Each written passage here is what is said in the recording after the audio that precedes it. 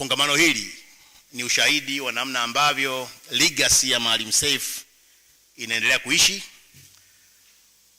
na nadhani baada ya kumsikiliza ndugu yetu, kaka yetu wengine, kiongozi wetu Rostam Aziz, ambaye ndiye mtu ambaye atakuwa mzungumzaji, ndio atakayetoa keynote address hapa kuhusu Maalim Seif. Nimesikia kwa sababu ni mwanahabari, baadhi ya watu wakidadisi tu Rostam Aziz na Maalim Seif Sharif Hamad. Inakuwaje? Sasa hapo ndio bahati na fursa ya kuwa mwanahabari, lakini zaidi hiyo ndio bahati na fursa nyingine ya kufanya kazi kwa miaka mingi na Maalim Seif Sharif Hamad pamoja na udogo wangu, na kama kwa umri wangu wengine hapa kama umetaja miaka mingi, mwaka 63, miaka 65, mimi nimefanya naye kwa muda huo pia. Wakati nakutana na Maalim Seif Sharif Hamad kama mwanahabari, ndio kipindi hicho nilichokutana na Rostam Aziz. Na kwa bahati njema dhimu ambayo ninayo kuliko watu wengi, nadhani kama Rostam angeamua kumtumia kama alivyotumiwa Professor Burgess kuandika ile academic kitabu cha Maalim Seif An Enduring Trust, wenda Rostam angefikia kama sasa mdogo wangu na wewe kibanda, sifikiria kuandika kitabu changu basi. Na yumkini katika eneo ambalo ningeligusa ni la uhusiano wa kikazi kati ya Rostam Aziz na Maalim Seif Sharif Hamad. Nimepata kuwa shuhuda, kuwaona wakikutana, wakizungumza katika vikao ambavyo sisi tulikuwa hata hatupaswi kusogea pale. Kama ni jambo kubwa la nchi wanazungumza. Rostam mjumbe wa kamati kuu ya CCM, mjumbe wa halmashauri kuu na kamati kuu ya CCM, mbunge wa Igunga wakati huo, miaka ya mwanzo ya 2000, wakati joto la siasa la Zanzibar likiwa kubwa sana. Watu ambao mnakumbuka vizuri historia ya nchi hii, akiwa mbunge wa Igunga, na hili naomba niombe radhi, pengine sikuruhusiwa kusema, sijui ni kwa namna gani alikuwa na mapenzi makubwa na Zanzibar. Aliongoza kundi la wabunge wenzake wa CCM na wa upinzani kujaza sahihi za kupinga mchakato wa mabadiliko ya katiba ya Zanzibar, ambayo mtu mmoja, kiongozi mmoja wa kisiasa, alikuwa anasemekana anataka kujiondoa na kuongoza kwa muhula mwingine. Na sisi wanahabari tukaichukulia ile habari kwa uzito mkubwa sana. Huyo ndio Rostam Aziz.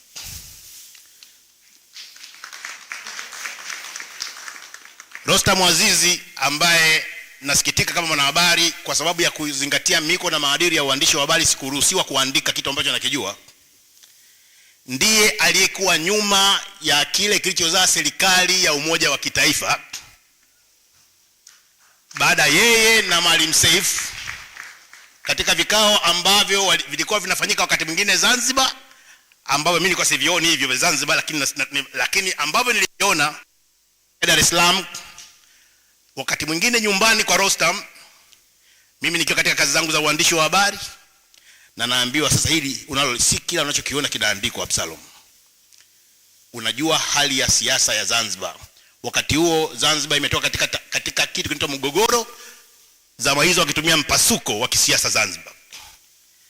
Mara kadhaa ndugu yangu Jusa Ismail akiwa ameambatana na Maalim Seif walifika nyumbani kwa Rostam, na kile ambacho Mheshimiwa Rais Amani Abeid Karume alikitusimulia mwaka jana hapa, cha kukutana na Maalim Seif Sharif Hamad hata kabla ya ule mkutano wa mwafaka kule Butiama, nilikishuhudia kikao kilifanyika nyumbani kwa Rostam Aziz. Na kimsingi Rostam Aziz ambaye mnamfahamu alikuwa mtu wa karibu sana na Amani Karume, na watu ambao wanajua kampeni kama yule mwaka 2000 kuelekea uchaguzi wa uteuzi wa mgombea wa urais wa CCM Zanzibar, one of the key personalities ya uteuzi wa Amani Karume alikuwa ni Rostam Aziz. Kwa hiyo ilikuwa rahisi sana kwake kujenga ushawishi kwa upande wa Karume, lakini zaidi kwa imani ambayo Maalim Seif aliijenga kwa Rostam Aziz. Sasa huu ni upande wa nilikuja Zanzibar mwaka 2006 na 2007 na mmoja wa waandishi wenzangu nikaomba kukutana na Maalim Seif Sharif Hamad nyumbani kwake, na nikamuuliza, Mheshimiwa Maalim, umeniambia mambo mengi sana kama kijana wako unaniamini. Na moja ya mambo ambayo baba Maalim Seif alipata kuniambia wakati huo ni namna baba wa taifa alivyokuja akamuomba radhi yeye kutokana na makosa ambayo aliyafanya mwaka 87 88 ya kumfukuza wanachama. Na hili watu ambao mmesoma kitabu cha 38 Reflections cha Julius Nyerere ambacho kimeandikwa na kuhaririwa na Profesa Mandosia na Mwapachu, Maalim Seif amesema pale akinukuu maneno ya baba wa taifa akihojiwa na Deutsche Welle, namna ambavyo kama akiwa rais mojawapo lilikuwa ni kumvua wanachama Maalim Seif Sharif Hamad. Huyo ndio mtu ambaye leo Rostam Aziz atakuja kutuambia ni kwa namna gani alimfahamu Maalim Seif na kwa namna alivyoshirikiana. Na tunajua Rostam Aziz alipata kuwa mweka hazina wa Chama cha Mapinduzi, na kabla ya hapo Maalim Seif alikuwa mkuu wa idara ya mipango na uchumi. Nitumie fursa hii kumkaribisha Mheshimiwa Rostam Aziz kuja kuzungumza hapa, na ili tupate muda mzuri na wa kutosha wa maswali. Huo ulikuwa ni utangulizi. Karibu Rostam Aziz.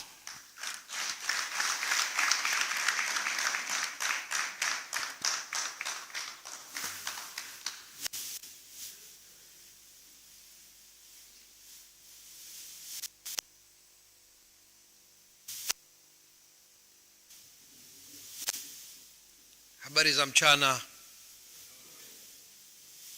ndugu wageni waalikwa, mabibi na mabwana, distinguished guests from abroad, ladies and gentlemen.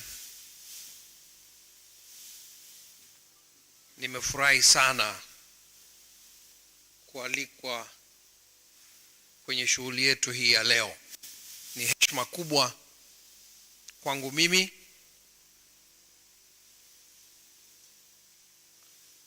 na ningependa niwashukuru wale wote waliohusika na maandalizi ya shughuli yetu hii ya leo.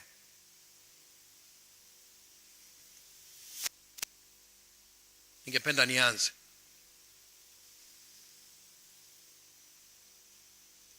Ulipokuwa unakaa na Maalim Seif Sharif Hamad, ulikuwa unahisi hasa kuwa umekaa na kiongozi hakuhitaji hata kusema chochote.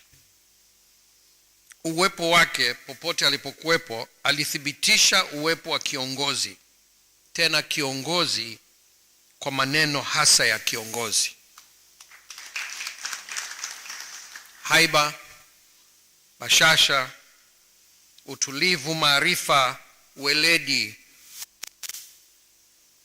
na muhimu zaidi hekima na busara, vyote hivi ulikuwa ukivihisi na kuviona kila atakapokuwepo. Mungu anaanza kuchoka.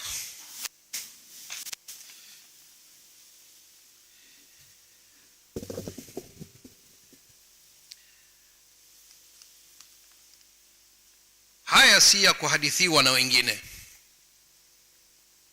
Nimeahisi na kuyaishi mimi mwenyewe nilipokuwa nikikutana na Maalim Seif. Pengine wengi mnaweza kustaajabu kuwa ni kweli Rostam alipata kukaa pamoja na Maalim Seif kiasi hicho hadi kuweza kumjua na kumzungumza hivi ninavyozungumza hapa leo. Jibu lake ni ndio.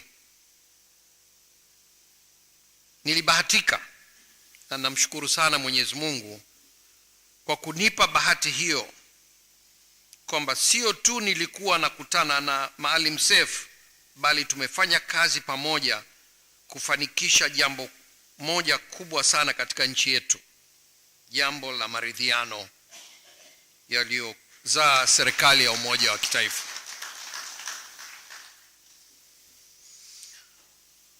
Tulianza kufanya kazi na Maalim Seif na ndugu yangu Ismail Jussa kuhusu swala hili tokea mwaka 2004.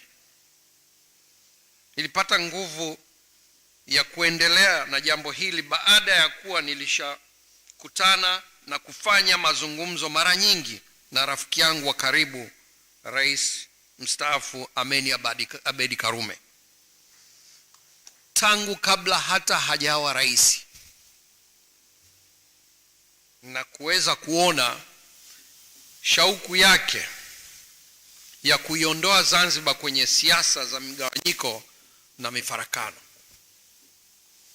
Hilo linivutia sana, nikaamua kufanya naye kazi, na ili msimu wa mimi kumuunga mkono katika urais wake wa mwaka 2000. Ulipokuja uchaguzi wa 2005 na rais mstaafu Jakaya Mrisho Kikwete kuteuliwa kuwa mgombea urais wa Jamhuri ya Muungano kupitia CCM, tukaona sasa timu imekamilika. Tukaona ni fursa ya kulifanikisha hili. Huu ulikuwa ndio msingi wa mazungumzo ya muafaka watatu ambayo yalikuwa kisiki na hatimaye yakaja kukwamuliwa na mazungumzo ya maridhiano kati ya rais mstaafu Amani Abedi Karume na Maalim Seif hapo mwaka 2009. Kamati ya maridhiano ikaundwa Zanzibar, kura za maoni zikafanyika, katiba ya Zanzibar ikabadilishwa, na hatimaye serikali ya umoja wa kitaifa ikaanzishwa Zanzibar. Nimeamua kuyasema haya ili tujikumbushe kwamba mtu ambaye ndiye sababu ya kukusanyika kwetu hapa hakuwa mtu wa kawaida hata kidogo.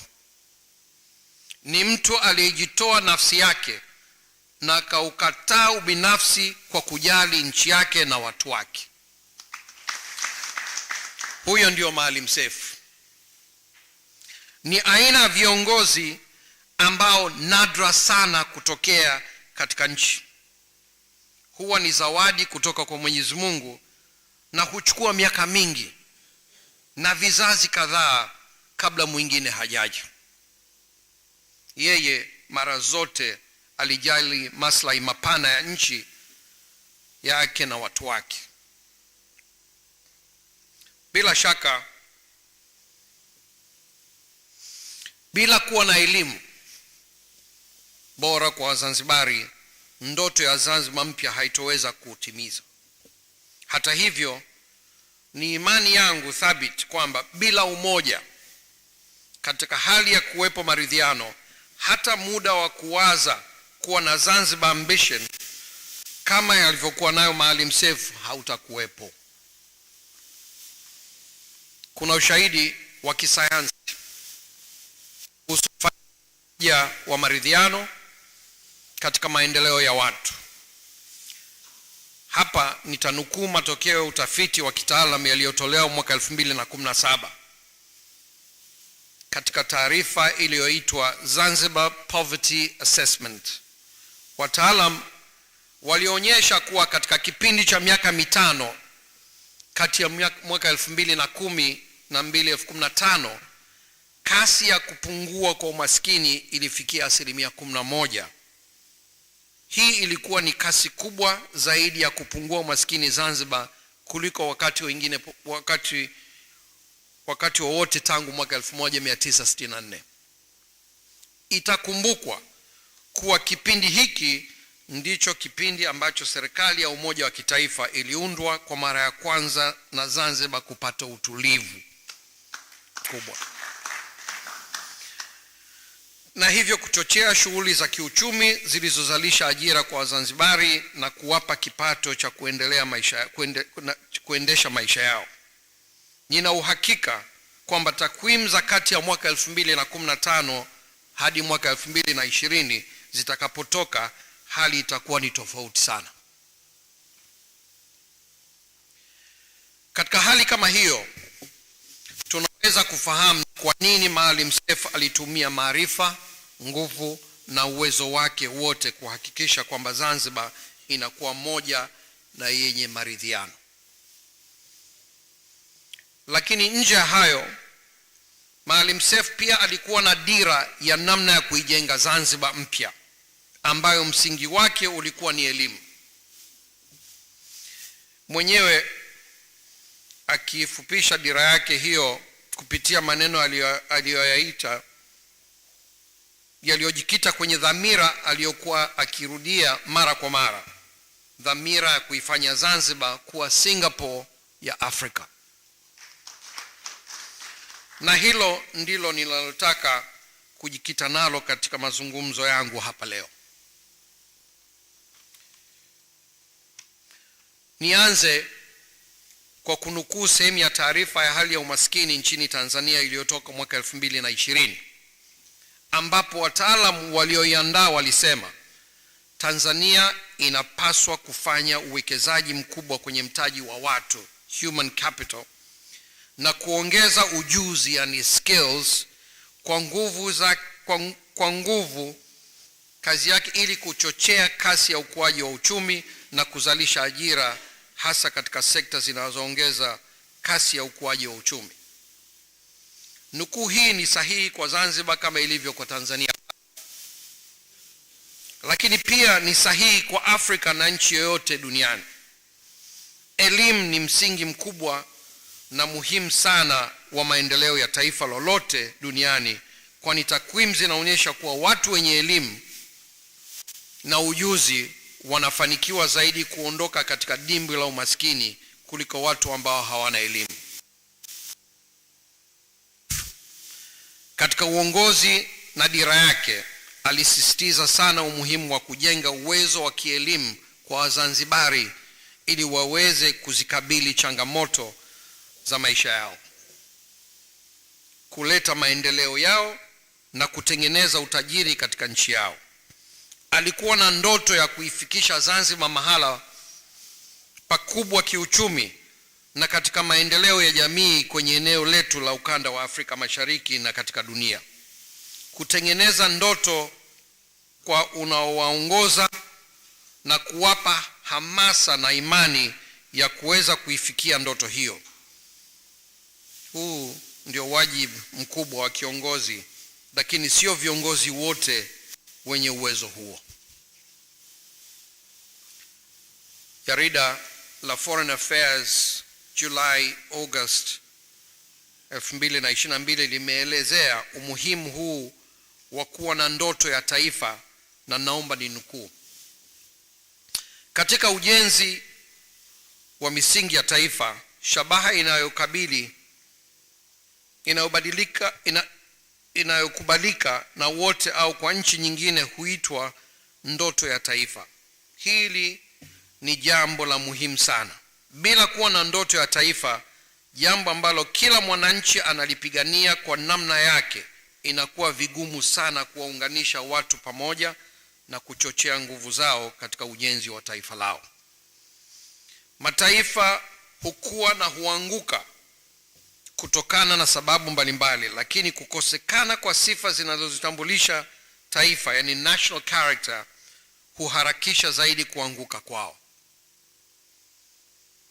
Kama ambavyo tunajadili katika mada hii, wakati mwingine huwa tunaelekeza nguvu nyingi kwenye ukuaji wa uchumi. Ni kweli kuwa ukuaji wa uchumi ni chanzo cha nguvu ya taifa lolote, lakini ni muhimu kusisitiza umuhimu wa kujenga ndoto ya taifa, yani national ambition. Raia wote kuwa na fursa sawa za maendeleo, kujenga utaifa bila kujali dini, kabila, rangi au upande wa muungano, dola yenye nguvu, ujenzi wa taasisi imara.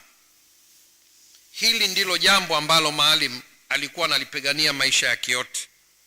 Zanzibar inayopaa kiuchumi, ikiwa ni kituo kikuu cha biashara na huduma katika eneo la Afrika Mashariki, yani Singapore ya Afrika.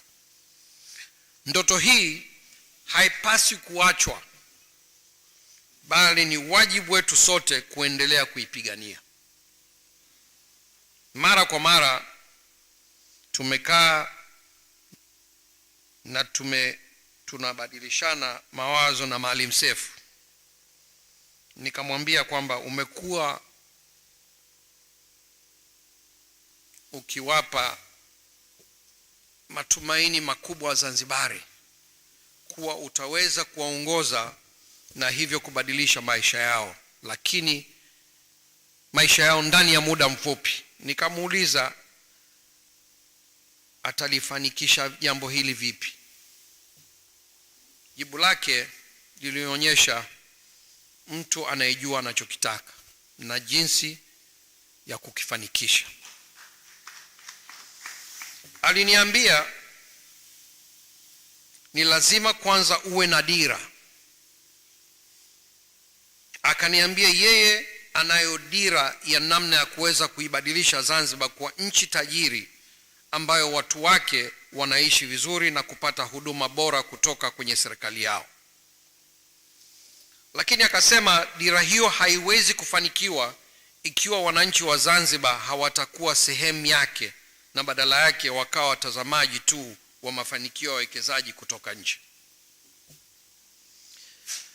Akasema katika hali iliyoonyesha ana imani ya dhati anachokisema kwamba hakuna njia ya mkato ya kuwafanya wananchi kuwa sehemu ya dira hiyo na kunufaika nayo zaidi ya kuwekeza kwenye elimu bora na ya kisasa ambayo itajielekeza kwenye fikra huru, yani critical thinking, maarifa makubwa, weledi, ubunifu na kujenga watu wanaojiamini. He couldn't have been more right. Mtazamo wake ulikuwa sahihi kabisa. Ni vipi basi elimu inaweza kuwa vyenzo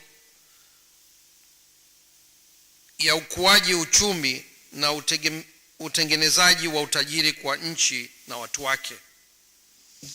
Kwa mtazamo wangu, elimu inaweza tu kuwa mkombozi wa watu ikiwa itakuwa ni elimu bora inayojikita kuwajengea watu uwezo wa kutambua fursa zilizopo mbele yao, namna ya kuzitumia fursa hizo ili wafaidike kutokana na fursa hizo.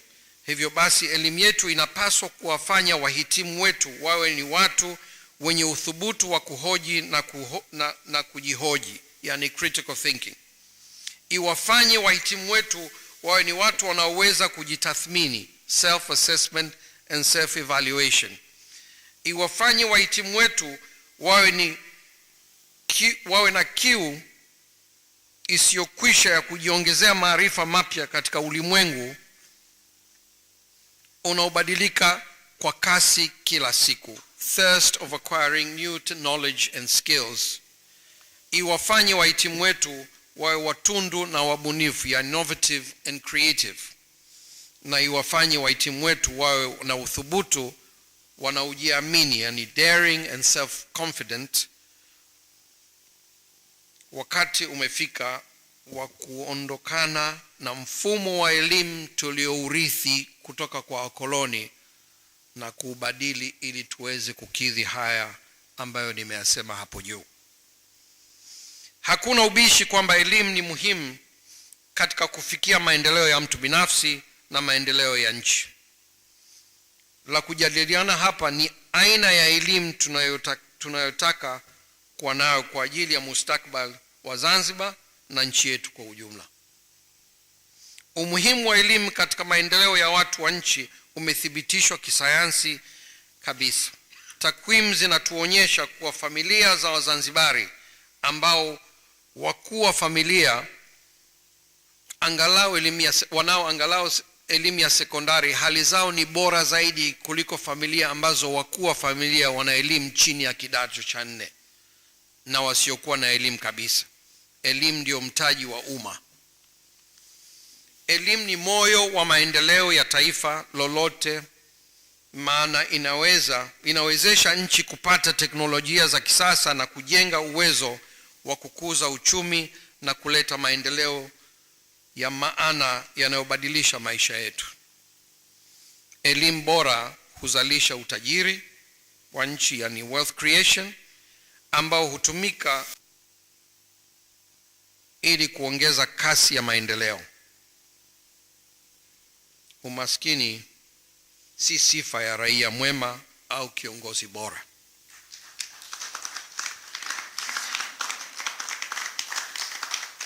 Hali ya elimu kwa Zanzibar ina nafuu ukilinganisha na nchi nyingi za kusini mwa jangwa la Sahara, kwa maana idadi ya watoto waliopata nafasi ya kwenda shule, lakini tatizo kubwa linabaki kuwa ni kiwango cha elimu inayotolewa. Nusu ya Wazanzibari angalau wana elimu ya sekondari, na ni 20% tu ya Wazanzibari ambao hawana elimu ya aina yoyote. Hata hivyo, kilio kikubwa ni ubora wa elimu inayotolewa kwa Wazanzibari. Katika kumwenzi Maalim Seif, ni muhimu sana tuwekeze nguvu kubwa katika ubora wa elimu ili kuwaandaa Wazanzibari kiuchumi ambao yeye Maalim Seif aliamini unapaswa kufikiwa, ambao ni wa kuifanya Zanzibar kuwa Singapore ya Afrika, yani kituo cha biashara huduma katika Afrika Mashariki na bara la Hindi. Kwa kuwa dira Maalim Seif na Wazanzibari wengi ni Zanzibar kuwa Singapore ya Afrika, ni vyema tukatazama namna nchi hiyo ilivyoweka nguvu kwenye elimu katika maendeleo yake. Waziri Tharman Shanmugatram wa Singapore amenukuliwa katika kitabu cha The Asian Aspiration akisema, naomba nimnukuu: elimu ndio mkakati wetu muhimu wa kiuchumi na kijamii. Tangu tupate uhuru tuliamua kuondoa siasa kwenye elimu, lakini tulichukua maamuzi ya kisiasa kuhakikisha kuwa elimu yetu inazingatia matokeo bora ya kusukuma nchi yetu mbele. Vile vile tulizipa mamlaka za elimu uhuru mkubwa. Mwisho wa kunukuu. Hivi karibuni tu Waziri Mkuu Lee Hsien Loong wa Singapore amesema kwamba sera ya Singapore ni kuwavutia watu wenye vipaji vikubwa vya elimu, wale ambao sisi tunawaita akili kubwa, wahamie na wabakie Singapore. Alisema hao wanaweza kuwa chachu ya maendeleo ya Singapore.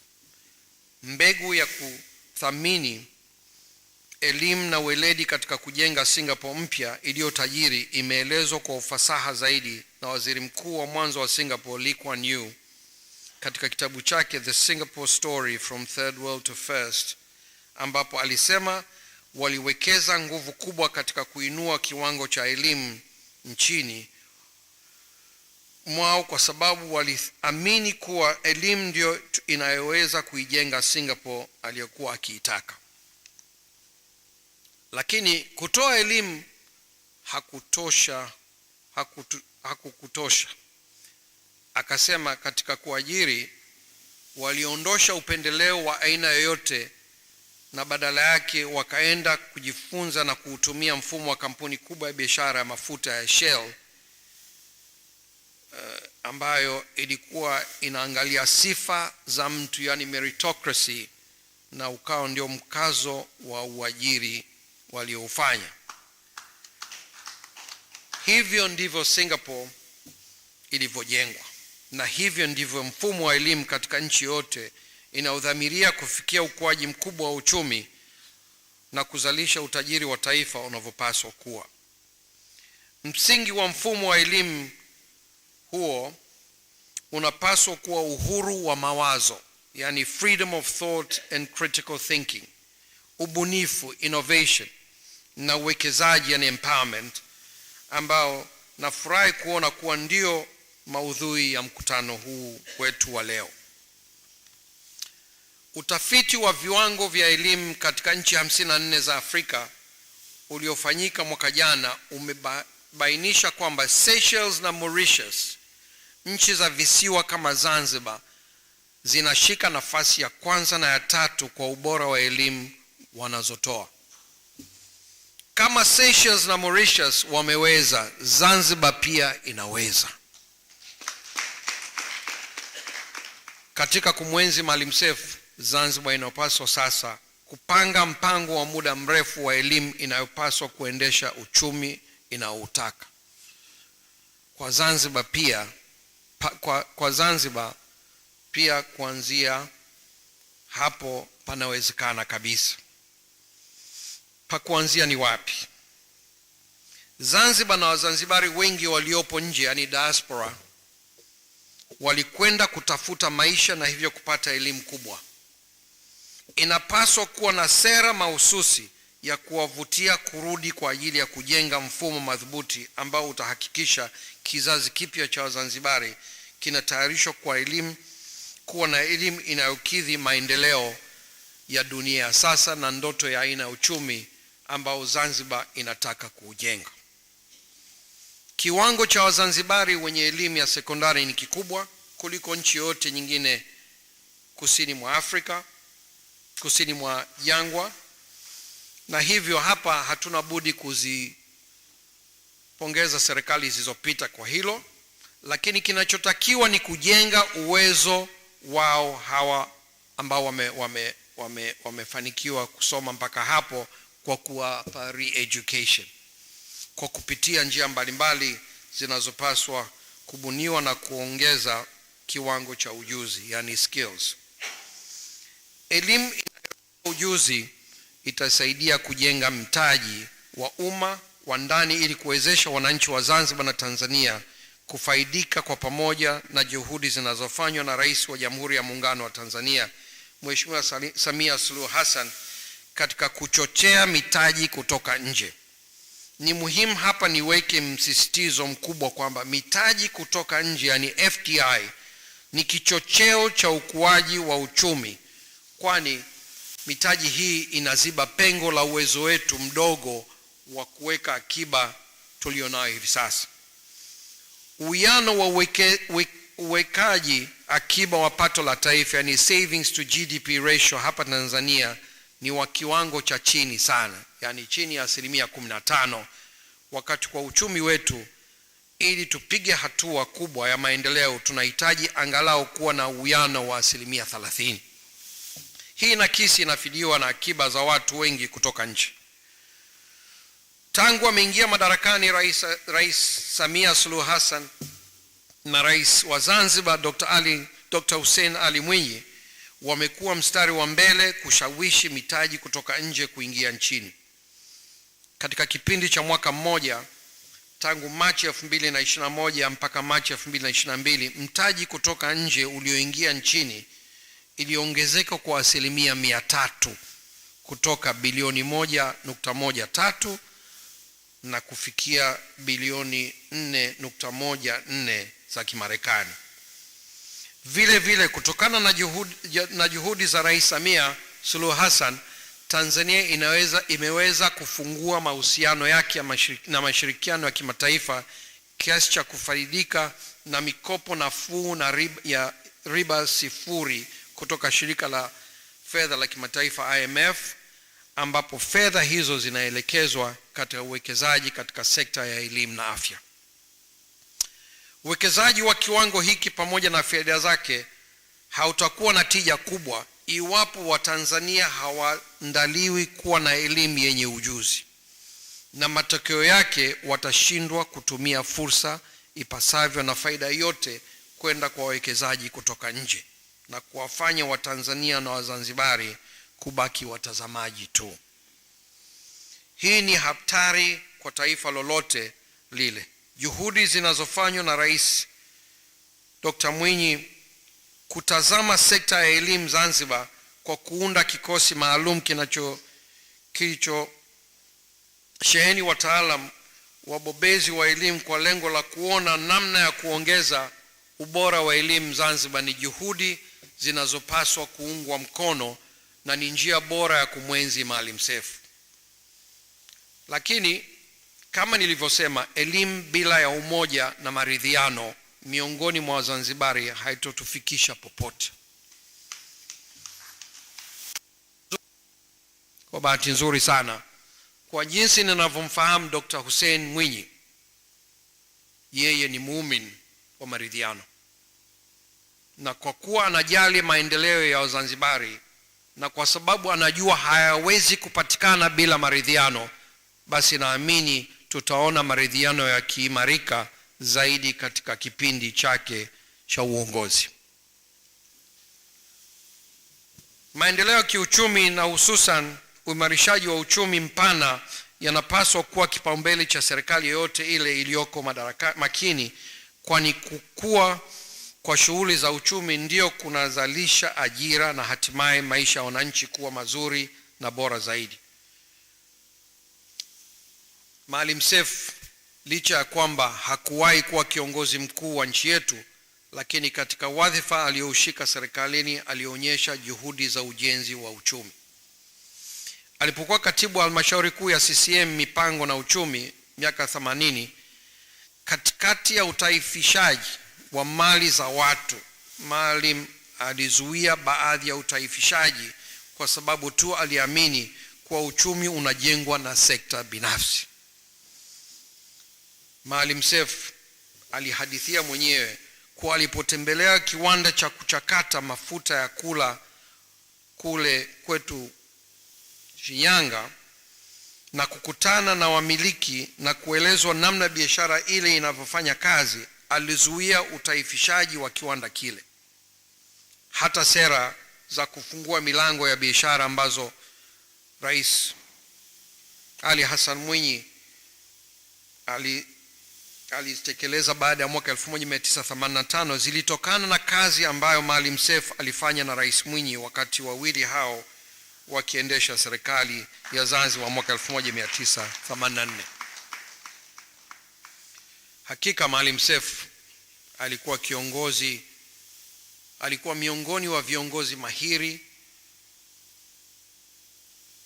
mwenye maono, dira na nia kuipeleka Zanzibar na Tanzania katika uchumi wa juu zaidi kwa manufaa ya watu wake. Nirudie kusisitiza kuwa uchumi endelevu ni uchumi ambao unashirikisha wananchi vya kutosha. Wananchi hawawezi na hawapaswi kuwa watazamaji tu au wafanyakazi tu wa wageni. Ni lazima elimu na juhudi za makusudi za kisera zielekezwe katika kuhakikisha ushiriki wa wananchi katika uchumi wao. Tusibaki kufurahia takwimu tu za ongezeko la mitaji, kukua kwa GDP na kadhalika. Kama watu hawaoni mabadiliko, hizo takwimu hazitakuwa na msaada unaostahili. Hapa Zanzibar, wananchi wengi wapo katika sekta ya huduma kwa sababu ya aina ya uchumi wake. Ni lazima mfumo wa elimu ya Zanzibar uhakikishe kuwa Wazanzibari wanakuwa na ujuzi wa kutosha kushiriki katika sekta kuu ya utalii, lakini pia sekta zinazounganika na sekta hiyo kama vile sekta ya huduma za usafiri wa baharini, angani, wa nchi kavu, huduma za fedha na mabenki, uhasibu, ukaguzi, wanasheria, uzalishaji wa bidhaa zinazohitajika katika utalii, zikiwemo zile zinazotokana na kilimo cha mboga na matunda, ufugaji na uvuvi, uendeshaji wa migahawa ya kisasa na biashara za vito vya thamani. Zanzibar sio tu itoe wafanyakazi wazuri wa mahoteli, bali pia itoe mameneja bora na wabunifu wanaoweza kusimama na kuhesabika katika huduma zote muhimu zinazoendesha uchumi wa visiwa hivi. Sekta mpya zinazoibuka Zanzibar ni pamoja zile za gesi asilia na mafuta, nishati inayotokana na vyanzo visivyomalizika kama ya jua na upepo, yani renewables, na kilimo cha matunda, viungo, ambapo Zanzibar kumekuwa na uzalishaji wa muda mrefu lakini wa kienyeji. Uzalishaji wa viungo na mboga unahusiana moja kwa moja na ukuaji wa sekta ya utalii. Zanzibar leo inapokea watalii wanaofika 600,000 kwa mwaka, na tayari tunaona sehemu kubwa ya vyakula hata mboga vikiagizwa kutoka nje ya Zanzibar. Hivi wakifika watalii milioni 2 kwa mwaka, tutajenga terminal ya kuingiza michicha, nyanya na vitunguu. Ni vyema sasa hatua mahsusi zichukuliwe kuwajengea uwezo na elimu wa Zanzibari ili wawe na ujuzi wa kuzalisha kwa tija bidhaa hizo ndani ya ardhi ya Zanzibar. Ili hoja yangu ieleweke vizuri, ni vyema nikatoa mfano wa vipi elimu na maarifa huleta mabadiliko, kukuza uchumi na kutengeneza utajiri. Mfano huu unahusu sekta ya kilimo ambao ndio husahaulika sana. Huwa napenda kuutoa kule Tanzania bara. Hivi tunajua kuwa mkulima wa tumbaku wa Zimbabwe mathalan huvuna majani ya tumbaku mara 5 zaidi katika kila ekari ukilinganisha na kinachovunwa katika ekari na mkulima wa Tanzania. Tija hii inatokana na utaalamu ambao ni zao la elimu ya mara kwa mara. Kwenye chai ni hivyo hivyo. Tanzania yenye mashamba ya ekari mara 3 zaidi ya Sri Lanka hupata mapato ya fedha za kigeni ya shilingi dola milioni 34 kwa mwaka, wakati Sri Lanka hupata zaidi ya dola milioni 900. Hadithi ni hiyo hiyo kwenye karafuu ukilinganisha Zanzibar na nchi nyingine zinazolima zao hilo. Ni lazima tubadilishe mfumo wetu wa elimu tunayotoa kwa watu ili ujibu changamoto hizi. Ni muhimu sana kuwapa ujuzi wa kutosha wa mara kwa mara watu wetu. Tuondokane na elimu ya kukaririshwa, tuende kwenye elimu inayofikiria na kutoa majawabu ya changamoto zetu, elimu itakayokuza uchumi wetu na kutengeneza utajiri wa taifa na watu wake. Kwa upande wa mafuta na gesi asilia, nishati inayotokana na vyanzo vya jua na upepo na maeneo ya usafiri wa baharini na angani, ni muhimu zaidi ya kuandaa vijana wetu katika ngazi zote za ujuzi.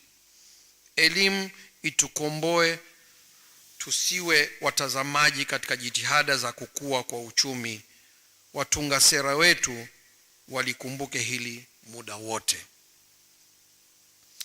Tukiweka nguvu ya kutosha kwenye kubadilisha na kuimarisha mfumo wetu wa elimu na kuimarisha umoja wa Zanzibari kwa kujenga katika misingi uliopo sasa wa serikali ya umoja wa kitaifa, Zanzibar itaweza kujenga uchumi wake kwa kutumia nafasi yake ya kijiografia kwenye eneo letu hili la Afrika Mashariki, maziwa makuu na bahari ya Hindi. Bila ya elimu na mshikamano wa kitaifa, itakuwa ni vigumu sana kukuza uchumi na kuzalisha utajiri wa taifa.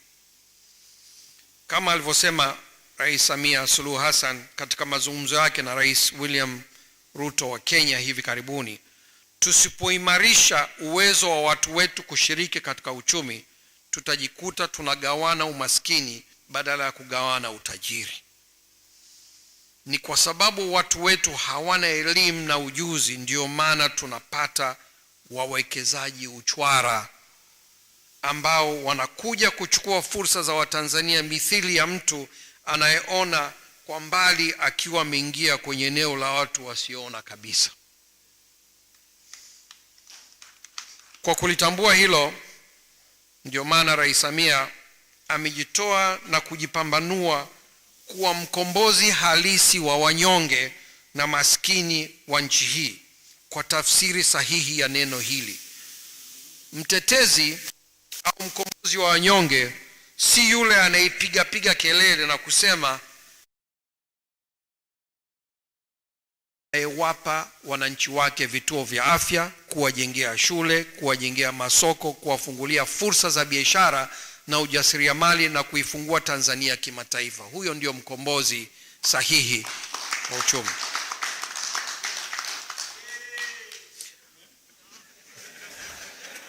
Unaiona dhamira yake hasa ya kuwafanya Watanzania wawe wachezaji na sio watazamaji tu wa maendeleo ya wengine.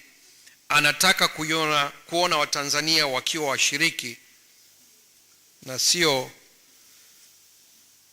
watazamaji wa watu wengine wanaokuja kutoka nje na kuchukua fursa zote.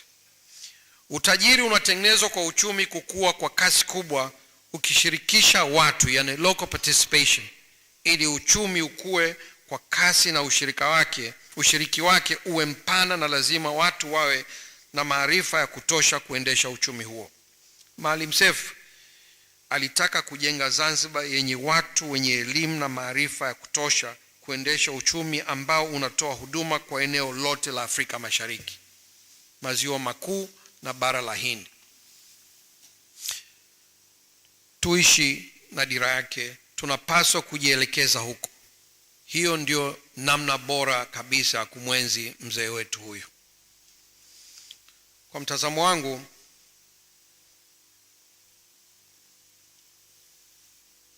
nina hakika tukitafakari vizuri tutakubaliana sote kuwa viongozi wa aina ya Maalim Seif na mzee Mkapa na watu waliotangulia ndio wanaofaa katika kuongoza nchi zetu.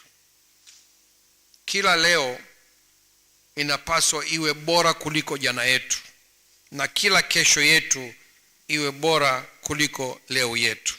Watoto wetu wapate elimu, vijana wetu wapate ajira, mama zetu waweze kuishi maisha bora bila kuhangaika na kuteseka, na wajasiriamali wetu waweze kutajirika na kutengeneza mitaji ya kuwekeza zaidi. Ni muhimu kuwaenzi viongozi wa aina ya Maalim Seif. Nimefurahi kusikia kuwa Zanzibar imeunda kikosi kazi cha kuangalia namna ya kufanya mageuzi makubwa ya mfumo wa elimu.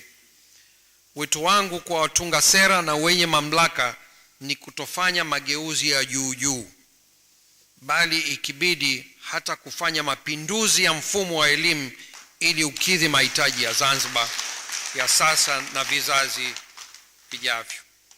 Kikosi kazi cha elimu Zanzibar kisiangalie tu upungufu wa majengo na vifaa, bali kiangalie walimu wetu na jinsi wanavyopatikana, maslahi yao, ili kuwapa motisha, lakini kubwa na muhimu kuliko yote, kuangalia kwa kina mitaala na mitindo ya usomeshaji wa vijana wetu na kubadilisha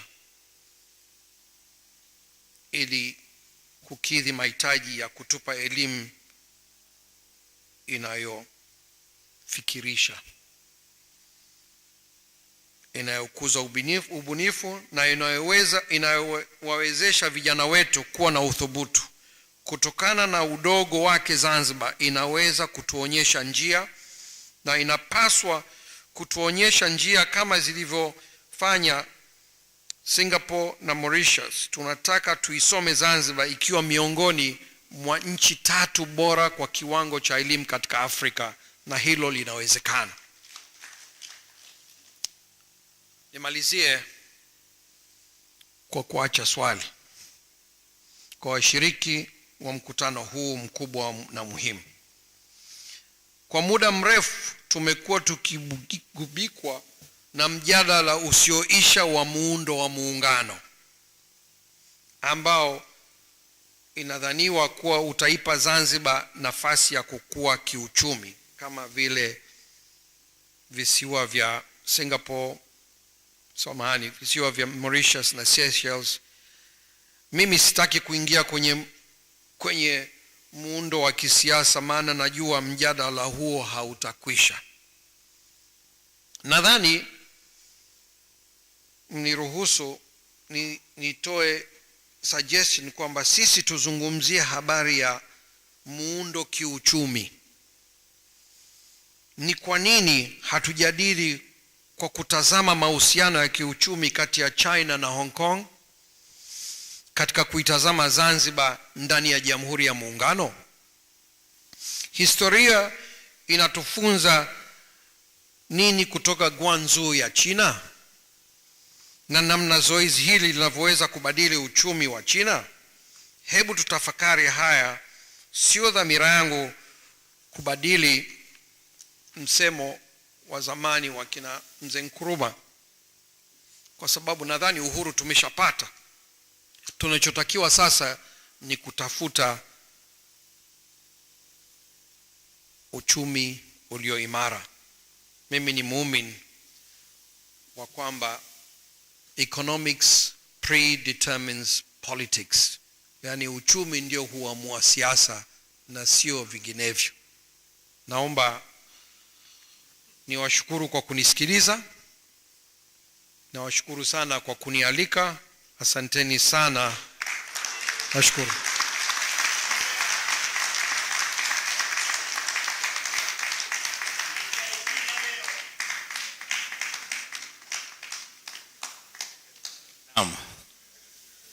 Tunashukuru sana ndugu yetu kaka yetu Rostam Aziz.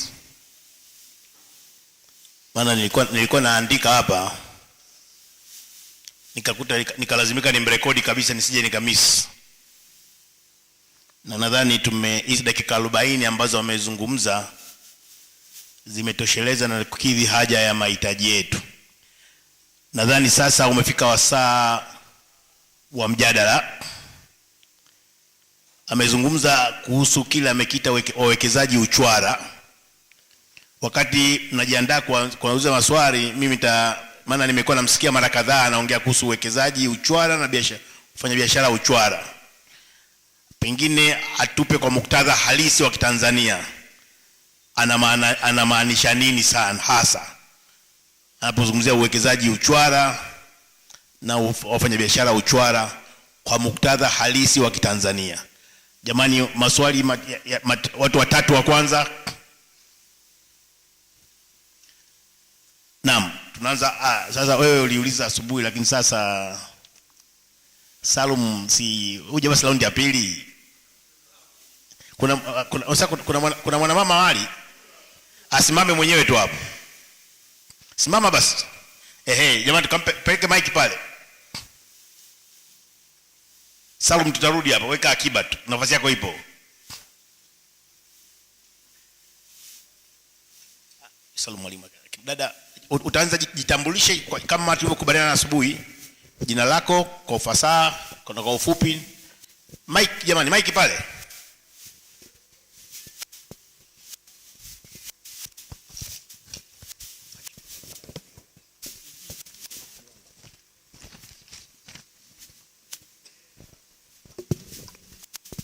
Asante, mimi naitwa Najat Omar, ni mwandishi wa habari kutoka The Chanzo. Bwana Rostam, kwanza niseme asante kwa niaba ya Wapemba kama ulizungumza na Maalim kuhusu serikali ya hii iliyoko Zanzibar. Kwanza niseme hilo. Lakini swali langu ni kwamba umezungumzia sana maisha yako yeye Maalim na wewe. Nilikuwa nataka kujua kwenye mazungumzo yote mliokuwa mkizungumza wakati wa uhai wake, lakini na mazungumzo yako ambayo kwa takriban yamezidi dakika 55, ulikuwa unafikiria ni wapi mfumo wa elimu Zanzibar unakosea? Kwa sababu licha ya kwamba hii taasisi iko na watu wengi mashuhuri ambao wana vyeo, ambao wana nyadhifa mbalimbali, lakini ni kama wakati mwingine tunatumia majukwaa haya, kumradhi hili neno la Kiswahili simaanishi kwamba hayana maana, kupwaga sana pasina kuchochea moto ambao utaleta jumuishi. Elimu Zanzibar sasa imezungumzwa kwa takriban miaka 25, lakini bado hatujawahi kuona matunda. Pengine mimi na vizazi vyangu naweza kuathirika na mfumo huu uliopo na ukaendelea kuwepo. Na kama hayo unayowawazi yakifanyika, tunaweza kuvuka hapo na vizazi vyetu kama Professor Shivji alivyosema. Asanteni. Naam, tuende haraka swali la mtu wa pili. Kuna swali nyingine? Basi mpe Salum basi hapa. Upande huu sasa, tunakuja na upande huu. Salum mwalimu. Asante sana Mheshimiwa Kibanda. Kwa kweli nimshukuru sana Rostam na nimpongeze sana for such an excellent presentation.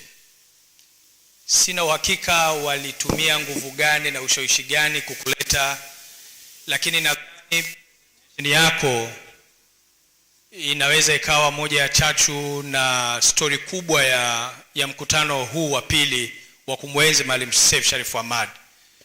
Iko very relevant na umeconnect elimu na uchumi, lakini umeweza kuzungumzia maisha namna ambavyo umemfahamu na ulivyoishi na Maalim Seif. Kwa kaliba ya watu wa aina yako, pengine Mheshimiwa Rostam, wangeweza kuwa tayari kutumia fursa ya kujiendeleza badala ya fursa ya kuwaunganisha Watanzania wenzao. Lakini tukupongeze kwa hilo na nikupongeze kwa presentation hiyo nzuri. Na mimi ninadhani watu kama nyinyi kwenye nchi hii wanapaswa wasikilizwe, kwa sababu ninaamini unazungumza, nikija kwenye topic hii ya elimu na uchumi, nadhani mnazungumza kitu ambacho mmekiishi na pengine ndio kimewasaidia kuwafikisha hapo. Hatuhitaji mageuzi katika elimu, na kubaliana na wewe, tunahitaji mapinduzi katika elimu yetu Zanzibar. Na tusiishie kuangalia majengo, tuna vyumba vingapi, tunafaulisha watu wangapi.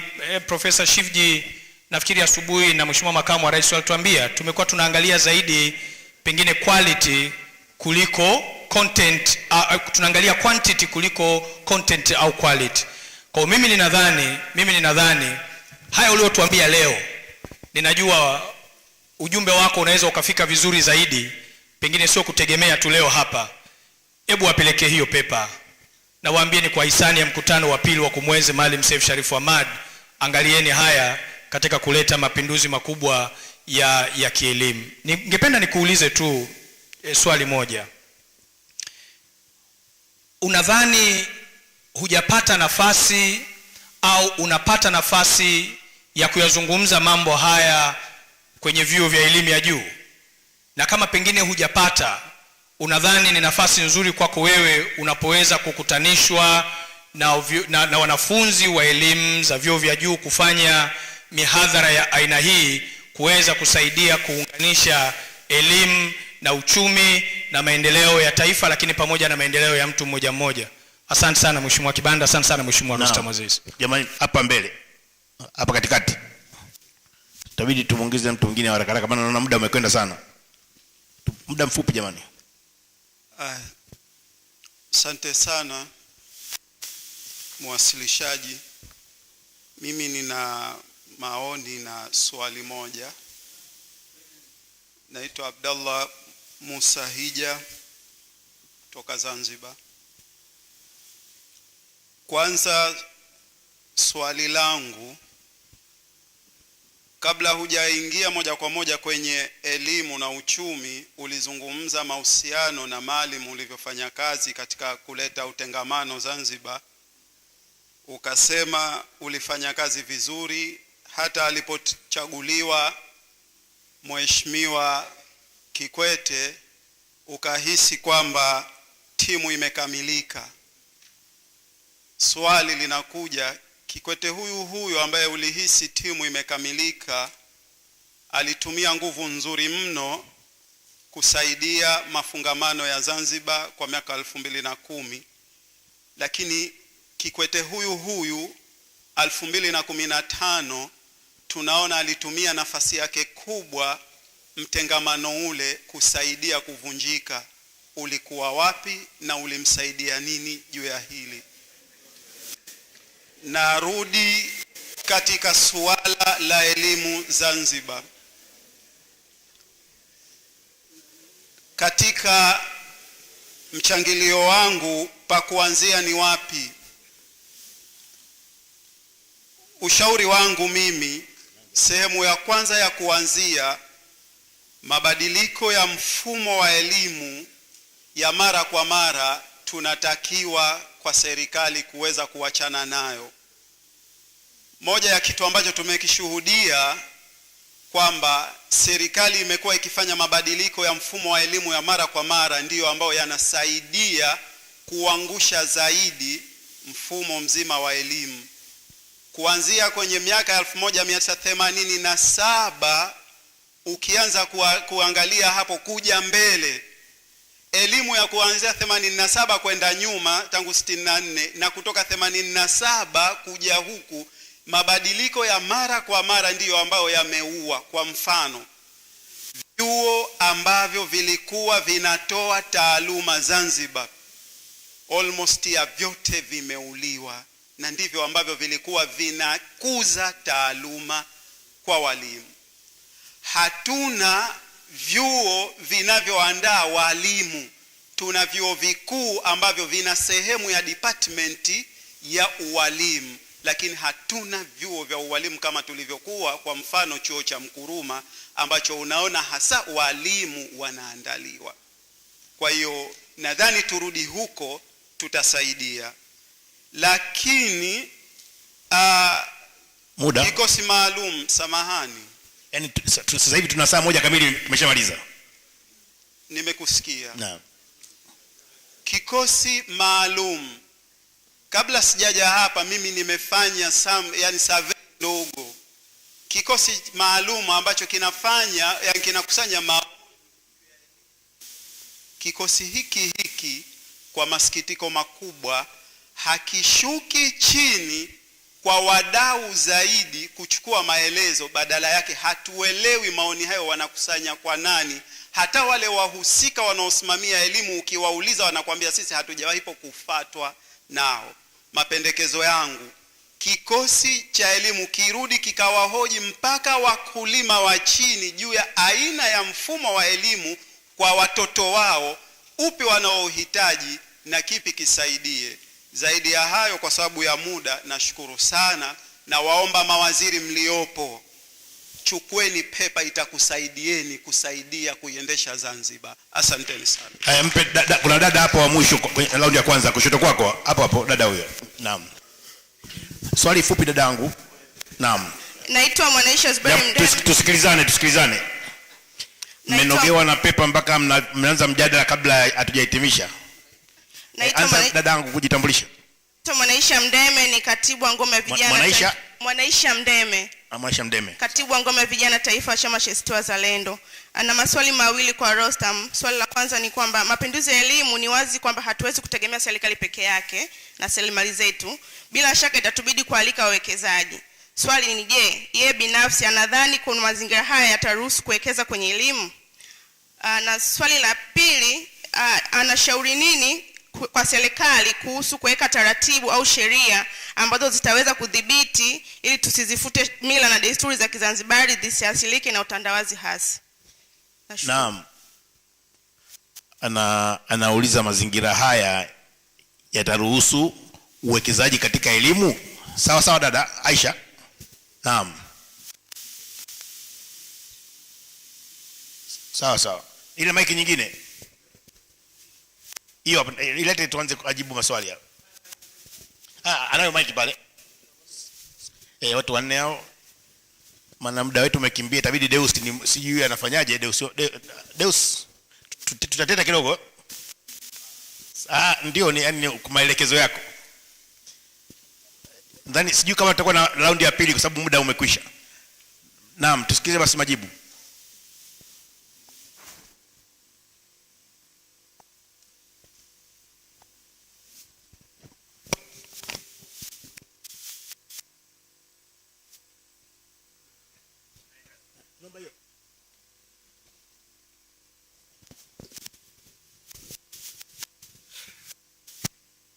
Sana moderator.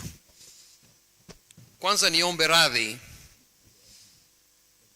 kwamba sikutegemea macho yangu yangekuwa dhaifu kama nilivyoona leo hii. Nilikuwa sioni pepa yangu vizuri, ikabidi niwe narudia baadhi ya maneno na mengine nilikuwa siyaoni kabisa. Inabidi nikitoka hapa nikapime mewani. Ndugu mliohudhuria hapa, kwanza niwashukuru sana kwa kunisikiliza, na sasa nijaribu kujibu baadhi ya hoja, maswali ambayo yamejitokeza. Na kwanza ni la dada yangu kutoka Pemba, Najat,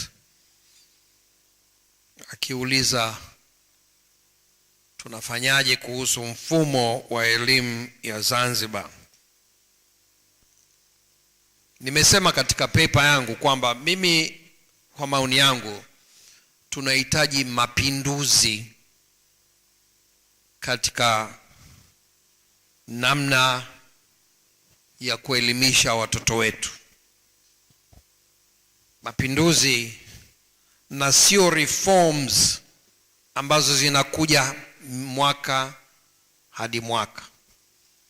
Lazima tuangalie namna tunavyopata walimu wetu. Lazima tuangalie curriculum yetu kama inakidhi mahitaji ya sasa. Hii curriculum tuliyokuwa nayo na hii pamoja na bara ni curriculum za kizamani sana. Ni curriculum ambazo inawezekana zilikuwa zinakidhi wakati huo ambazo zimetengenezwa. Kwa mfano, mtoto anasoma, anaingia sekondari, akifeli sekondari ndio anaanza kutafuta skills, kama ni useremala au ni welder, wakati ingewezekana kabisa mtoto baada ya primary akisoma masomo mengine pia anasoma hizi skills katika shule ambazo tunakwenda kusoma elimu ya sekondari. Ni wale wanaofeli ndio wanaanza kutafuta vitu vingine. Kwa nadhani inabidi tuangalie upya curriculum yetu. Na ndio maana nimesema tuwe na mapinduzi na sio little reforms. Nimekuwa nikizungumza na ndugu yangu hapa Profesa Kitila. Mara nyingi nikikutana naye, yeye ndio mtaalamu wa mambo haya, huwa najaribu kumsikiliza ili anipe mawazo. Maana binadamu huwezi kujua kila kitu, inabidi utafute watu wenye kujua na wao wakupe mawazo yao. Lakini ukichukua yale ambayo anayafikiria na yale ambayo tunayaona, unaona wazi kwamba curriculum yetu inabidi ibadilishwe. Pawe na mapinduzi kabisa ya kuangalia namna tunavyo-educate watu wetu. Lakini kabla ya pale, tuangalie jinsi tunavyopata walimu wetu. Walimu wengi ni failures. Watu waliofeli ndio wanakuja kuwa walimu. Sasa mtu aliyefeli anaweza kumsomesha mtu kweli? Kwa hiyo inabidi pawe na mapinduzi katika kuangalia elimu kwa ujumla wake, na sio kuangalia majengo tu na madawati. Nilidhani mimi nimependekeza mapinduzi, na hicho kikosi kazi kinabidi kuangalia jinsi ya kuleta mapinduzi katika elimu. Uchumi wetu unahitaji different skill sets ukilinganisha na miaka 20 iliyopita. Tuangalie uchumi wa Zanzibar unaelekea wapi, na serikali jitahidi baadhi ya hizo training ambazo zinahitajika katika kukua kwa uchumi wa Zanzibar na kuwapatia ajira vijana wake ili waweze sasa kunufaika na kufaidika na fursa hizo. Ndugu yangu hapa Salum Mwalimu, nakushukuru sana kwa maneno yako mazuri. Muhimu ni kwamba viongozi na watunga sera ndio wajue kwamba tunahitaji kitu gani katika kuleta mapinduzi ya elimu. Kwenda kuzungumza na vyuo inaweza kuwa isiwe na tija sana. Nadhani kitakachoweza kutusaidia ni kwamba wale ambao ndio viongozi, wale ambao ndio watunga sera, ndio inabidi tuwagongee hodi mara kwa mara ili tujaribu kuwapa mawazo yetu, na kama nilivyosema, mimi nikiona wataalam huwa nazungumza nao, na pia hujaribu kuwashawishi kuhusu haja ya kuwa na mabadiliko katika mfumo wetu wa elimu ili kuweza kukidhi hayo ambayo tunahitaji, ili watu wetu waweze kutumia fursa zilizokuwepo na waweze kupata ajira za uhakika ili maisha yao yawe bora kuliko yalivyo hivi sasa. Ndugu yangu Abdallah Musa Hija amezungumzia habari ya kikosi kazi na kusema kwamba hawaendi chini kuliko wanavyohitaji. Mimi nadhani viongozi walioko hapa wametusikia. Nadhani hiyo message itafikishwa kwa watu wanaohusika, mawaziri waliokuwepo hapa, ili hicho kikosi kazi kifanye kazi ya kujua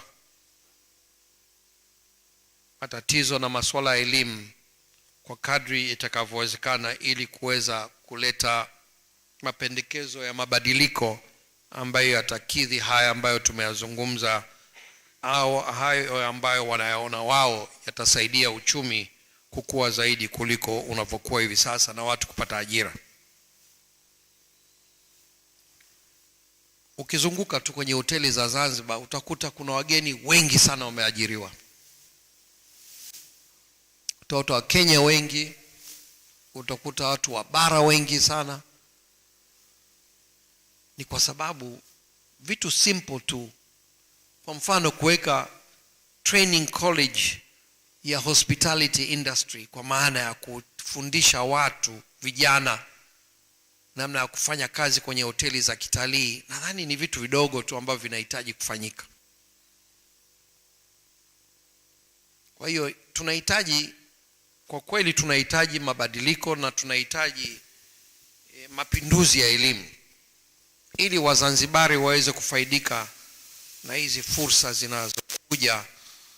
Uzuri wake ni kwamba wawekezaji wengi wameitikia, wanakuja kuwekeza Zanzibar, lakini ni muhimu sasa hizo investment ziweze kuwa benefit wa Zanzibari.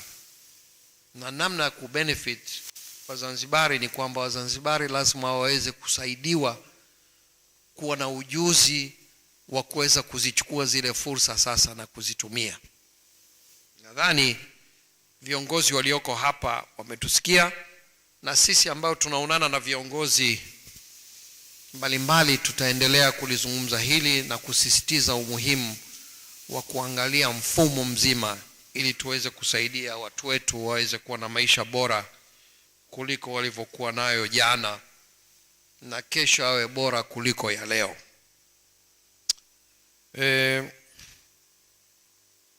Mwanaisha hapa amezungumzia habari ya private sector investment katika elimu. Nchi yetu ni maskini. Watu wetu wengi hawana uwezo wa kulipia shule. Kwa hiyo hata ukisema investor kama mimi niamue kuanzisha shule moja katika watu milioni 65, haiwezi kusaidia sana. Hili ni jambo ambalo linatakiwa kufanywa na serikali. Investment katika elimu ni kazi ya serikali. Private sector hatujafikia ukubwa huo, na watu hawajafikia kuwa na pato la kutosha kuweza kuchukua watoto wao na kuwapeleka kwenye shule za private. Kwa hiyo hata tukiinvest hapa na pale, bado kitu cha msingi hapa ni serikali kuona umuhimu wa kuwapa elimu watoto, elimu ambayo inaweza kuwasaidia kutumia fursa zilizokuwepo na kuhakikisha inabadilisha maisha ya watu wetu. Nimesema bila elimu ni kazi bure tu. Tunakuwa ni kama vipofu. Watu wanakuja hapa, na ndio nataka nimalizie kwa hili swala la wawekezaji uchwara. kwa sababu mkiwa nyinyi hamuoni kabisa, hata akija mtu ambaye ana jicho moja linaona kidogo, anakuja kuchukua fursa zenu.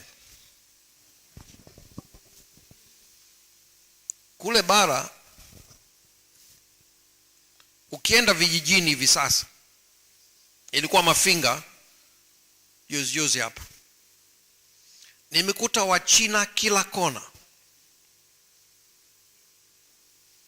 Wachina wako Mafinga wanauza simu za mkononi.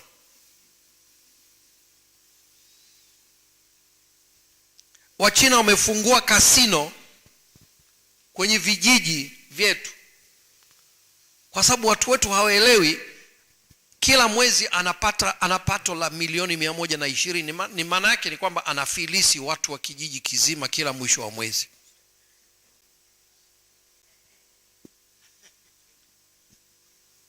Sasa maafisa wetu wa immigration wanaona hii ni sahihi kabisa, kwamba wanaruhusu Mchina anakwenda kijijini, anajiita mwekezaji, anakwenda kule, anauza simu barabarani, anafungua kasino,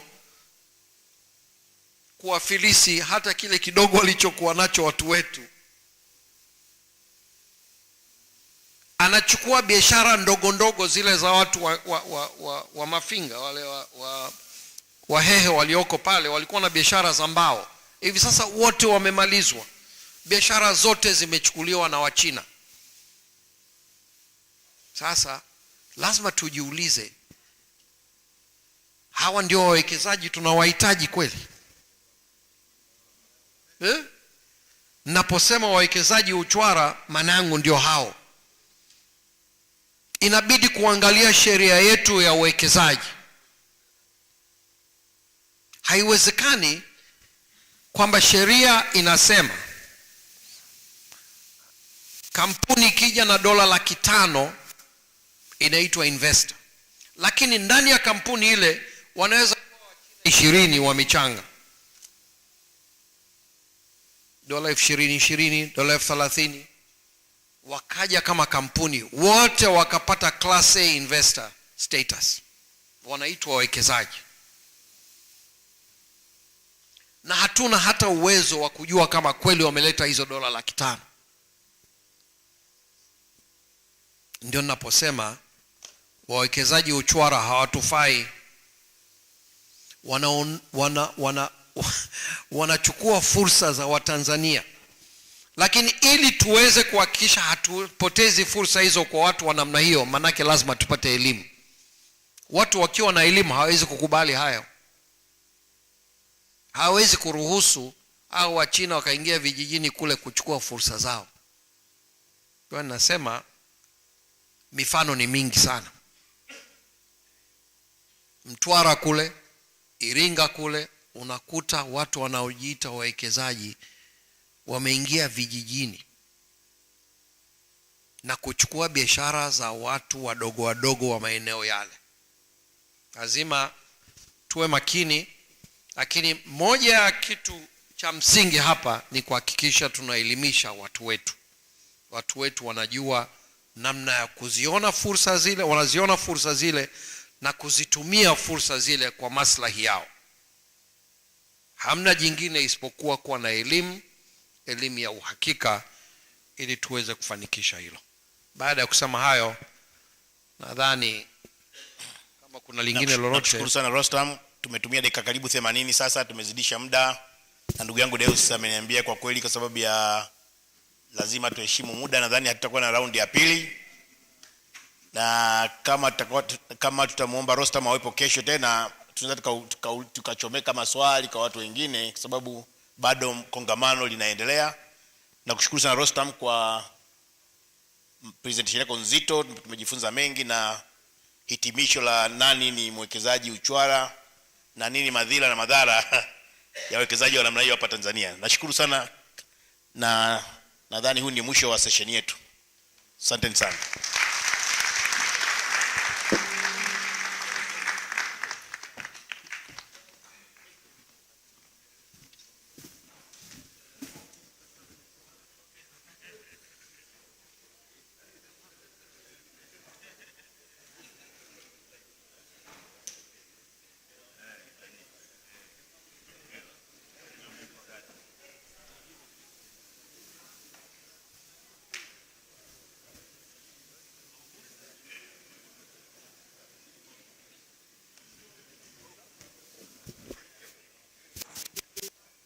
Hello. Aha. Niwashukuru sana ndugu zangu Absalom Kibanda kwa kutuongozea mjadala huo adhim. Nimpe pole ndugu yetu Rostam kwa shida ya macho, itabidi siku nyingine tuweke ambulance pale nje ili walau kama kunatokea matatizo madogo madogo kama haya tunaweza kuyatatua. Nashukuru walau tumepata wazo kwamba kumbe kunaweza kuwa na tenda ya kutengeneza terminal ya michicha na vitunguu ya kuja Zanzibar. Wallahi lazima tuitumie hiyo fursa vizuri. Zaidi ya hilo, kwa ridhaa yenu, tukiitizama ratiba yetu mtaona tulipaswa tupate break, mapumziko mafupi ya dakika chache ya turuhusu kujipanga ili kuingia kwenye panel inayofuata. Lakini kwa kuzingatia kwamba muda ushaenda sana, tukisema tu break sasa hivi na uhakika kuna baadhi yetu hapa au nusu yetu hatutarudi na tutajikuta tu tumepoteza momentum. Kwa hiyo ili tuweze kumaliza ratiba yetu kama ilivyopangwa, mniruhusu kwa ridhaa yenu tuendelee na session ya mwisho, na si session ndefu. Kama mlivyoelezwa awali, tulimkaribisha rafiki yetu ndugu yetu David Coulthard kutoka Zimbabwe kuja kushare na yeye uzoefu wao. Kama mnavyofahamu, kabla ya yale mabadiliko ya miaka ya mwanzo ya 2000, Zimbabwe ndio taifa la Afrika ambalo lilikuwa la kisomi zaidi. Ndio watu walikuwa wamesoma kuliko sehemu yoyote Afrika. Yapo mambo mengi na uhakika mazuri walioyafanya kufika hapo. Hizi Mauritius na Seychelles tulizoambiwa ni za jana tu, lakini kabla ya hapo walikuwepo Zimbabwe.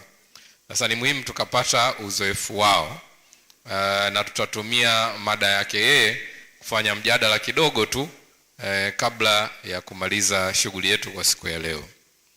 David, I must apologize for setting you up on the graveyard shift when a lot of people's energies have gone pretty low, but I want to promise you that there is still sufficient energy in the room to take your presentation very seriously. And given the sensitivity of this subject, I will be the one leading you on this discussion, and hopefully we can have a very productive meeting out of it.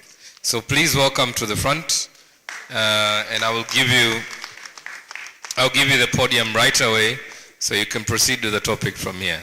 Karibu sana.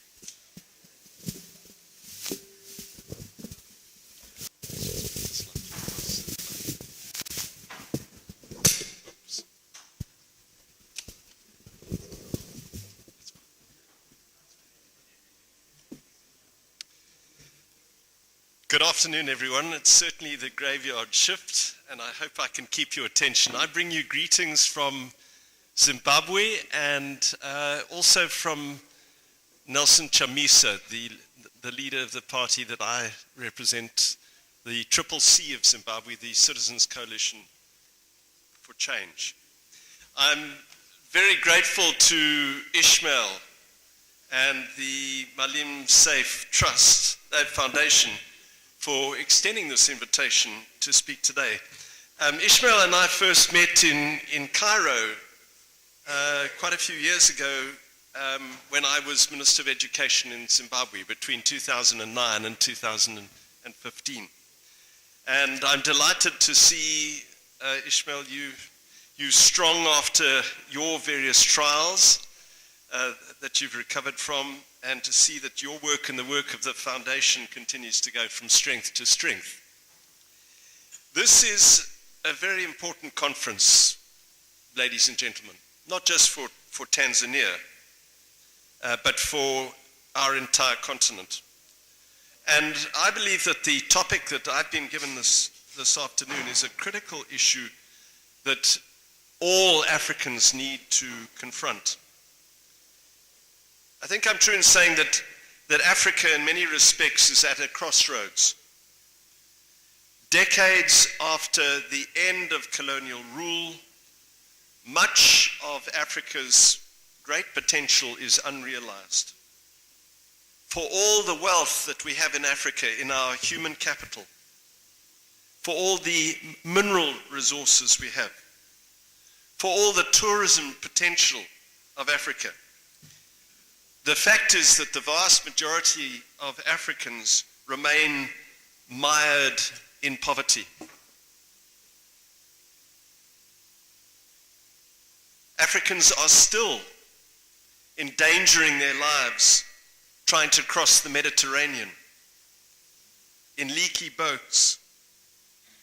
Millions of Africans right across the continent, particularly in my own country, Zimbabwe, have plans to emigrate to the United States and Europe and elsewhere.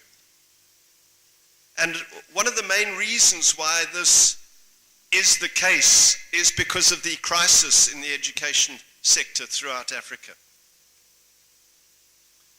Young people are not getting the education they deserve, and they have lost hope. They've lost hope in their own systems, in their own countries, and in the continent. Whilst I can speak with authority regarding Zimbabwe, I of course have limited authority regarding the whole of Africa. But I can speak with authority regarding the crisis in education in Zimbabwe, my own country. Zimbabwe, as I'm sure many of you will agree, at one stage arguably had the best education system in Africa. I can say that using objective criteria. We had one of the highest literacy rates. Our graduates were sought after by universities throughout the world. And Zimbabwe's education history goes back to a pivotal point in the 1950s. And there's a very interesting comparison to be made between Zimbabwe's educational history and South Africa's educational history. Because after the nationalist ascension to power in 1948 in South Africa, they created what they called Bantu education, which was specifically designed to educate black South Africans to become laborers. In stark contrast to that, although there was a white minority government in southern Rhodesia, the then southern Rhodesia, it was headed by a relatively liberal government under Garfield Todd. And Garfield Todd and his wife Grace implemented the visionary Dadaya scheme. And the Dadaya scheme was centered on ensuring two things. Firstly, that the critical building blocks in the education system of numeracy and literacy were done well when children were young. And secondly, it sought to ensure that the brightest black Zimbabweans would be able to go right through the educational system progressively and come out with the best education possible. And in that sense, Garfield Todd and his wife were visionaries. They were way ahead of the rest of the continent. And they created a deep passion for education amongst Zimbabweans, a deep understanding amongst Zimbabweans about the importance of education. And the consequence of that is that teachers themselves in southern Rhodesia became an honored profession. Robert Mugabe himself was a teacher, and he was a good teacher, and he understood the importance of education and the importance that teachers were as this critical cog in the education system. And so when he finally came to power in 1980, he took what was still a very good system, but which had bottlenecks in it for black Zimbabweans. Although it was a very good educational system, only a limited number of black Zimbabweans could actually graduate with A-levels. And what he did in 1980 was he broke the bottleneck and he expanded education dramatically. And he built on the legacy of Garfield Todd of the 1950s. And we benefit from that in Zimbabwe still to this day. And the Zimbabwean education system still to this day, even though it's in a crisis, is qualitatively far superior to the South African education system. And it all goes back to what happened in the 1950s. But what has happened in the last 20 years is that the stunning successes in education in Zimbabwe have been reversed. And when I came Minister of Education in 2009, it was in an extreme crisis. On the day that I took office, we had over 100,000 teachers on strike, 8,000 schools closed. The public examinations, which had been written the previous November, had not even been marked. 20,000 teachers had gone into exile, and the teaching profession was in turmoil. All I did in my 5 years was establish some stability. Tragically, since 2013, education standards have plummeted once again. 1.5 million children in Zimbabwe are now out of school. Textbooks are hardly available. There is a war between the current government and the teaching profession. In the last year, particularly in the aftermath of COVID, hardly any education has taken place. When I caught a taxi yesterday to get to Harare Airport on my way coming here, I spoke to my taxi driver, and he told me that his child, and he's a relatively well-off taxi driver, his child is in a class of 65 in one of Harare's better schools. The basic literacy and numeracy levels are plummeting in Zimbabwe. I recently visited a school in the deep south of Zimbabwe, close to the South African border, a place called Dibili Shaba, a very poor rural area. I was profoundly shocked by what I saw. Hardly any textbooks. In most of the subjects, a 0 pass rate at O-level.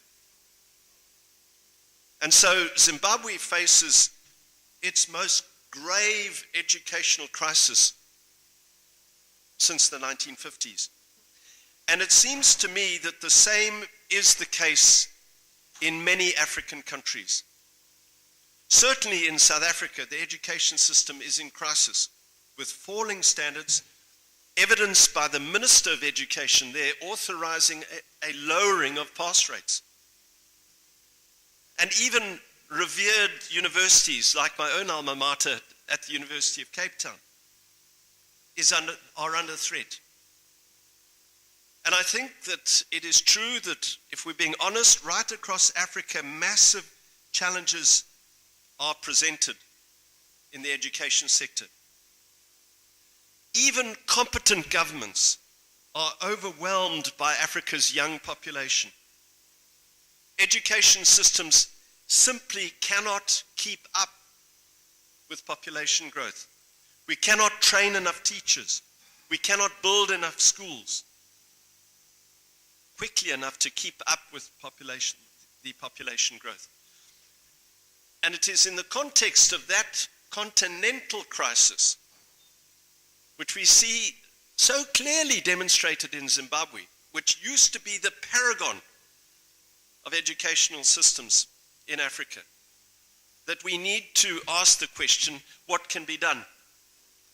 And I want to, this afternoon, pose 7 or 8 solutions, what needs to be done in Zimbabwe and right across our continent.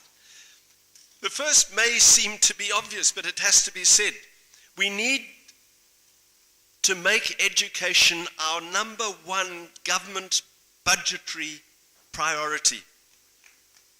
Instead of resigning ourselves to catastrophe in Africa, we need to learn from the examples of countries which have transformed their educational systems. And I want to use 2 examples this afternoon, Finland and Singapore. In Finland, after the Second World War, they had a relatively poor education system. They had massive economic challenges. But the Finnish people as a nation, this transcended partisanship. As a nation, they decided to invest in education. It was a national project. And since the 1950s, the Finns have poured money into education and set very high standards for themselves. And it has been a generational project that has now lasted between 5 and 6 decades. And in the course of the last 60 years, they have utterly transformed their education sector. Today in Finland,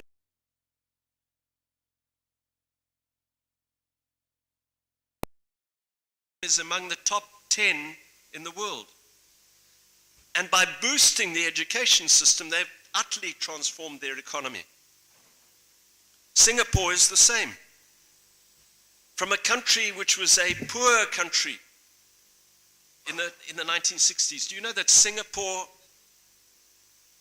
had a lower GDP than Zimbabwe in the early 1960s? That is a fact.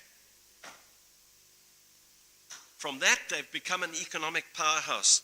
And their economy has been built on the back of massive investment in education. What is significant in both countries is that they don't pay lip service to the notion that education is a priority. In Zimbabwe, education is nominally our priority. If you look at the budget announced in Parliament, the education sector tends to be the biggest theoretical recipient of Treasury money.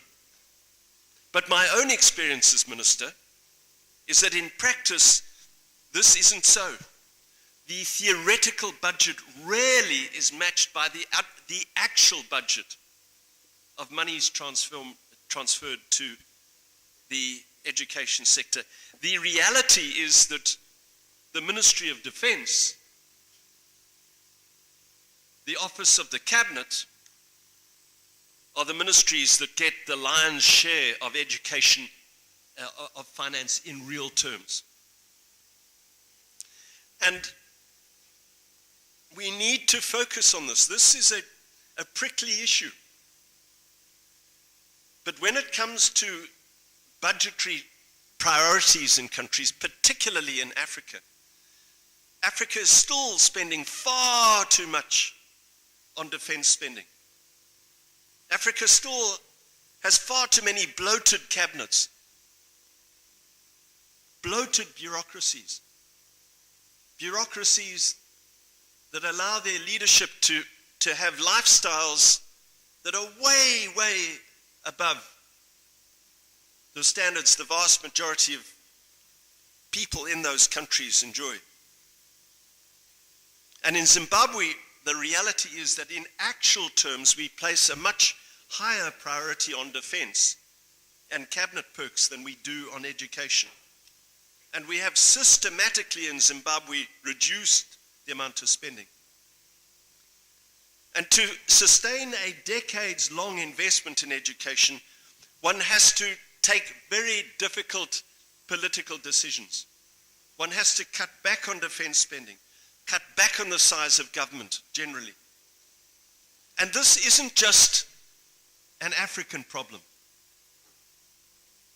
If we spent just 10% of the money spent on nuclear weapons in the world, if we took 10% of that money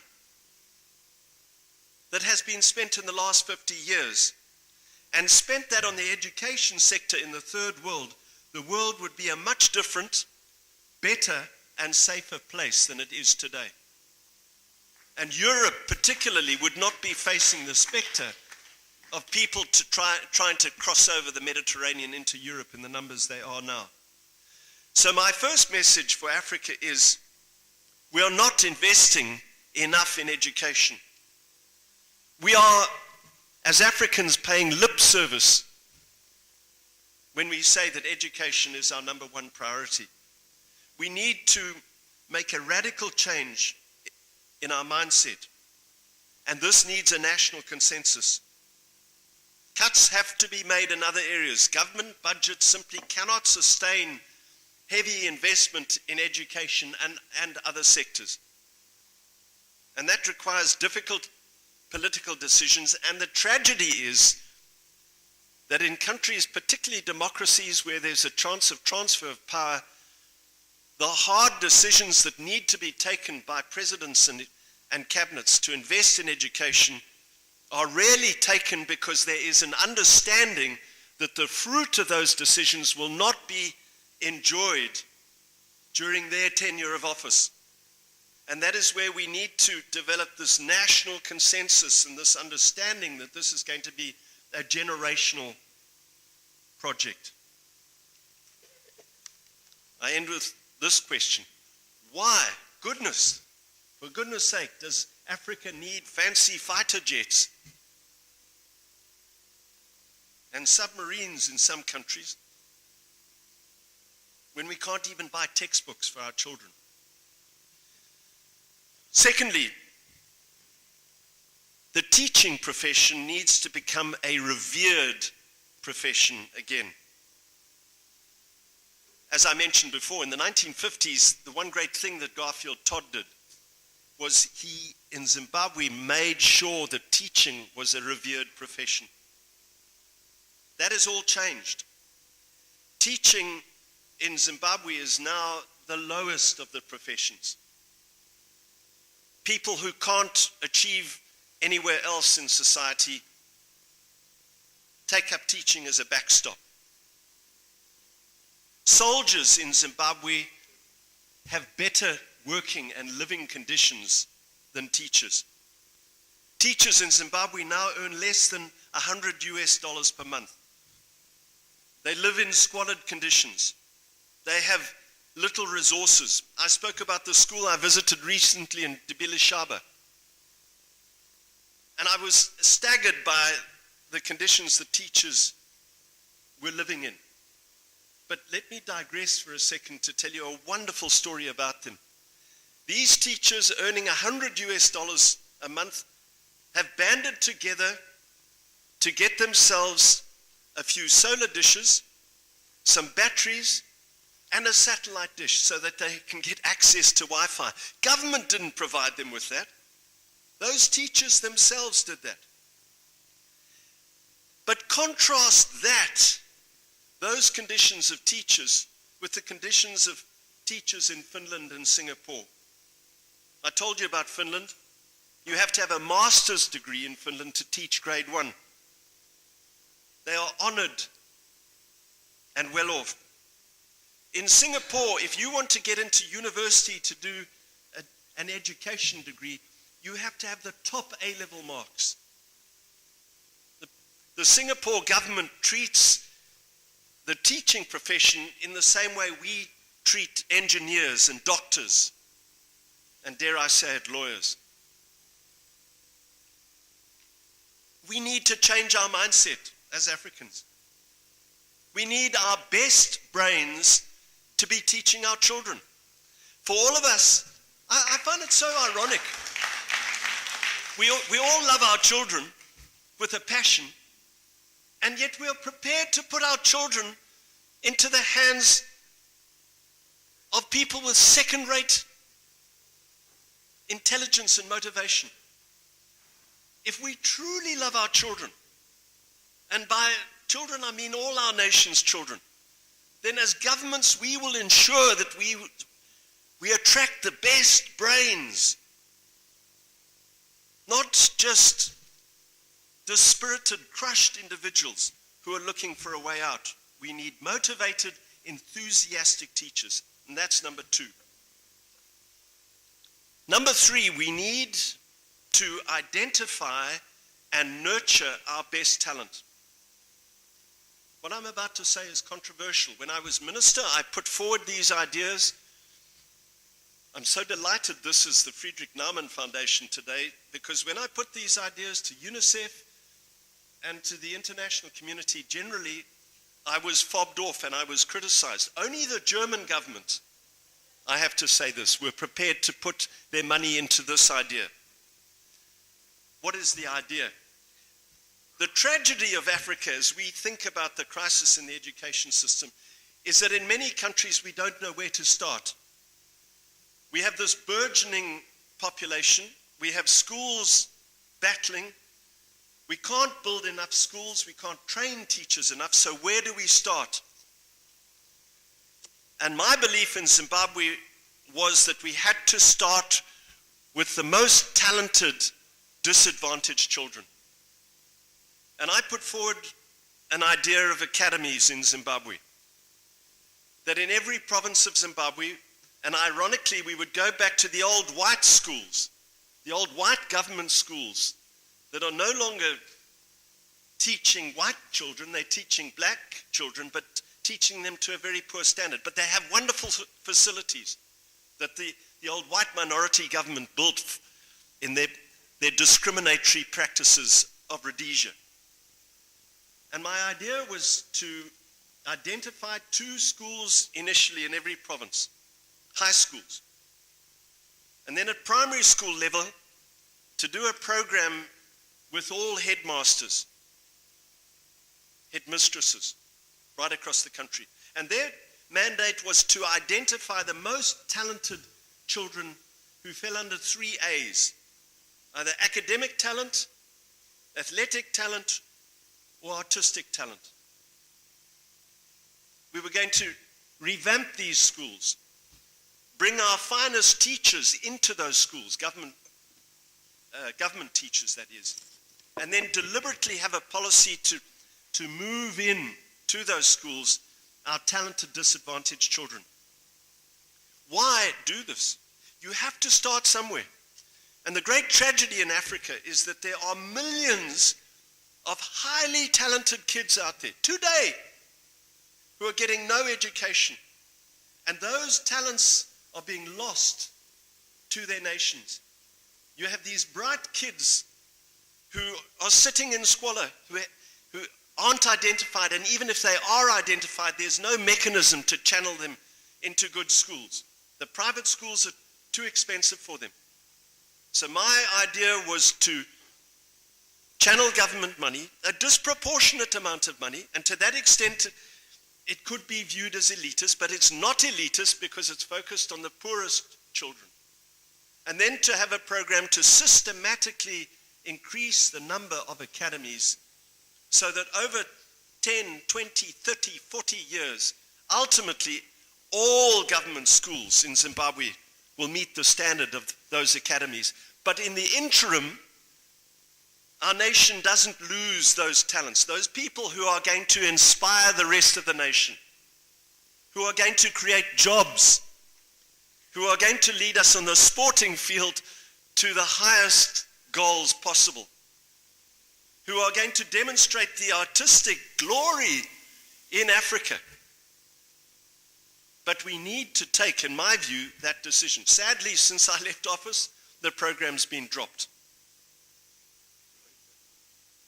But it is a critical program for Africa.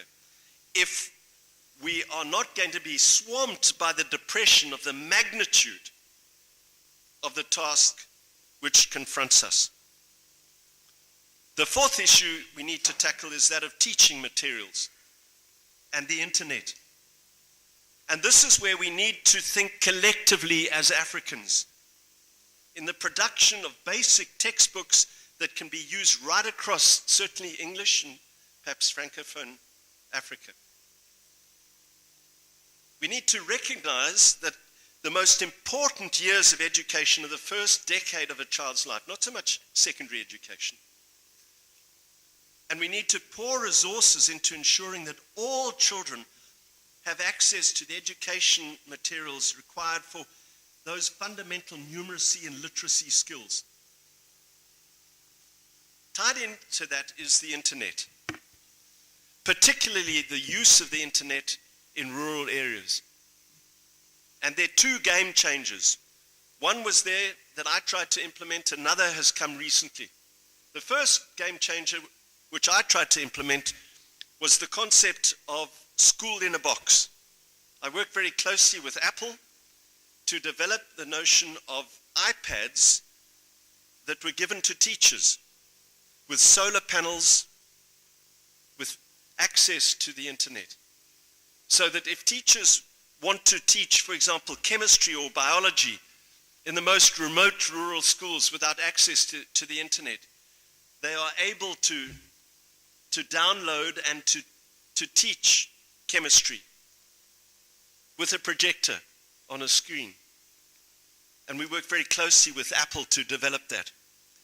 But the game changer is coming through someone who lived in Africa, a very controversial character, Elon Musk.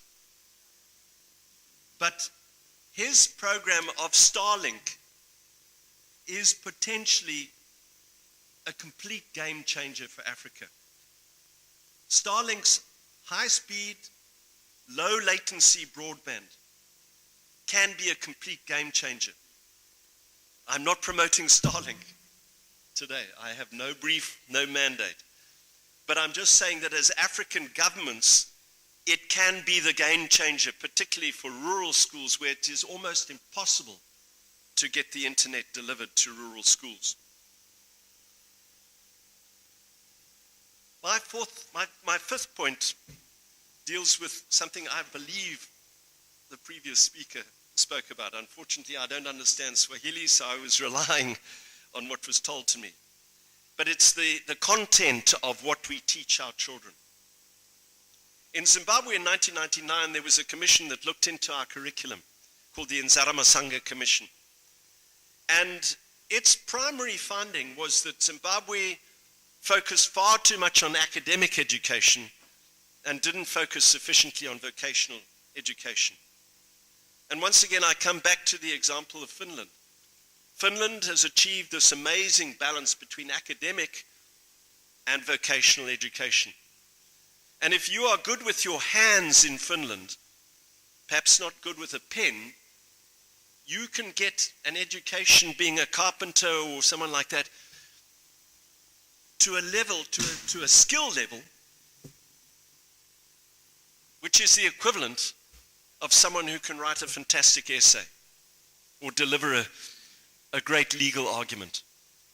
And that is what we have to aspire to. But once again, in Zimbabwe and Africa, it requires a massive amount of education. In Zimbabwe, I started the process of curriculum reform and review to try and implement this balance between academic and vocational education. The person who followed me came up with an academic vocational curriculum.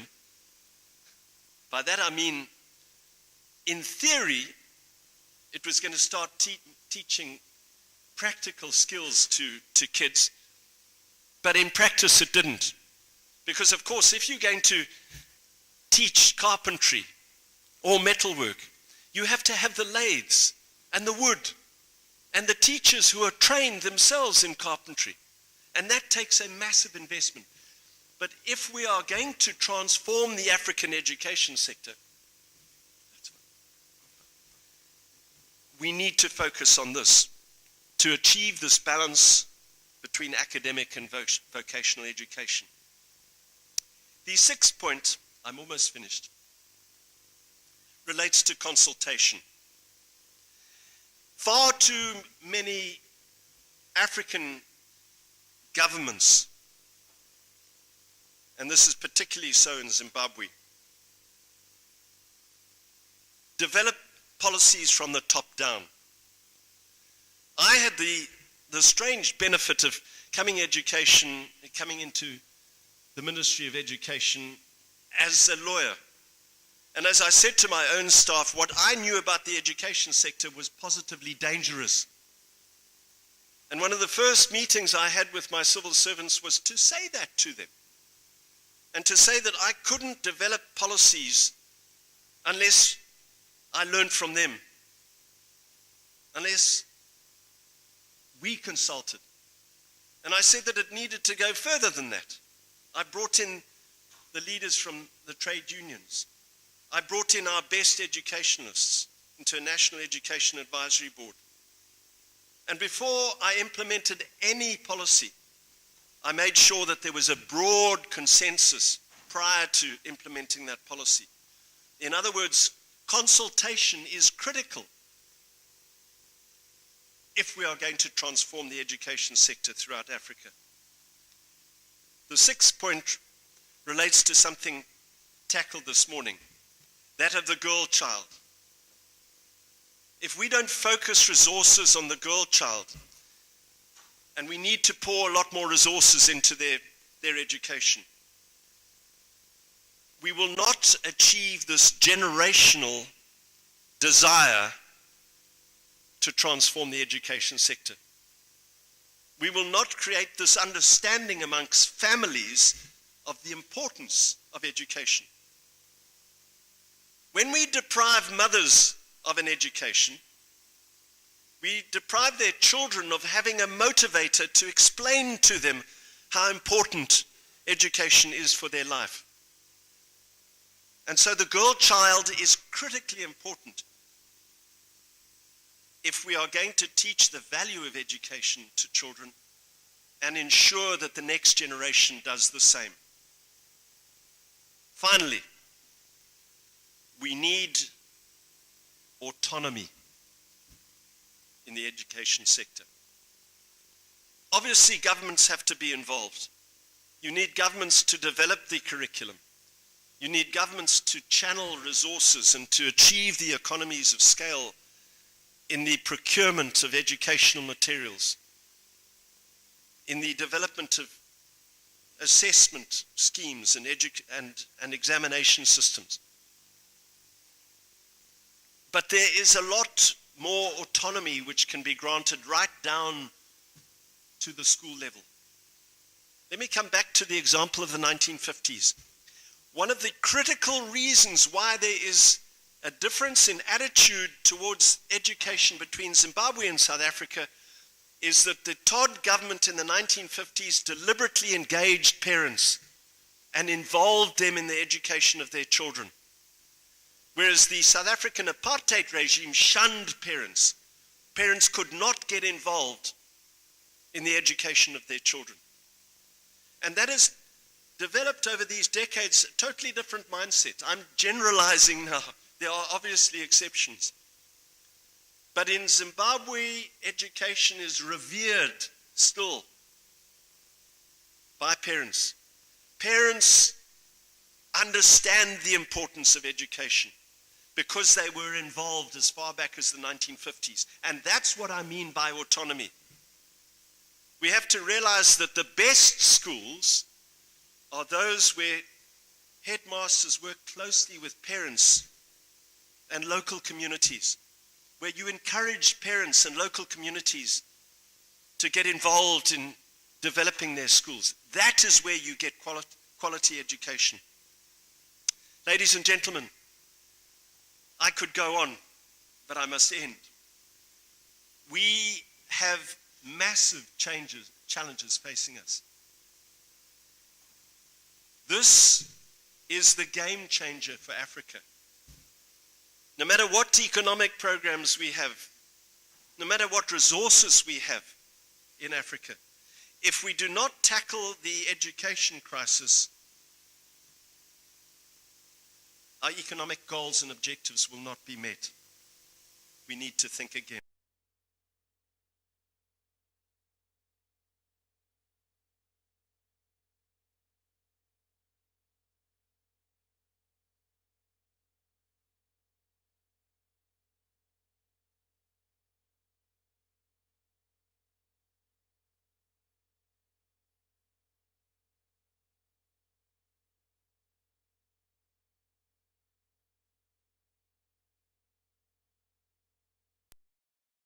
were moved by your presentation, as I was. If anything, at least we know how to get it wrong. And hopefully there will be questions here, given that Zanzibar is going through a thought process as it is. Kwa hiyo ndugu zangu niwakaribisheni. Mtanisame kwa sababu hatuna watafsiri hapa leo. Kwa hiyo nitakuombeni muulize maswali yenu kwa lugha disho, sio? Kwa lugha ya Kiingereza. Niangushe. Kama mnavyofahamu nchi yetu hii nchi ya utalii, sio bwana?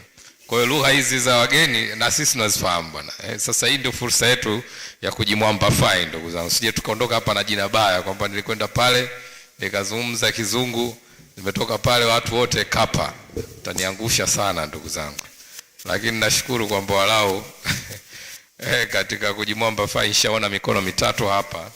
Kwa hiyo nitatoa nafasi fursa. Jamani nyie ndio mmebeba jezi ya taifa hapa.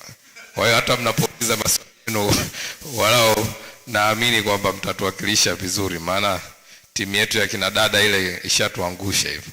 Kwa hiyo walau tuliobaki humu ndani leo tutimize pale walipopunguza. Kwa hiyo tutaanza kwa ndugu yetu hapa Rostam, amenyosha mkono.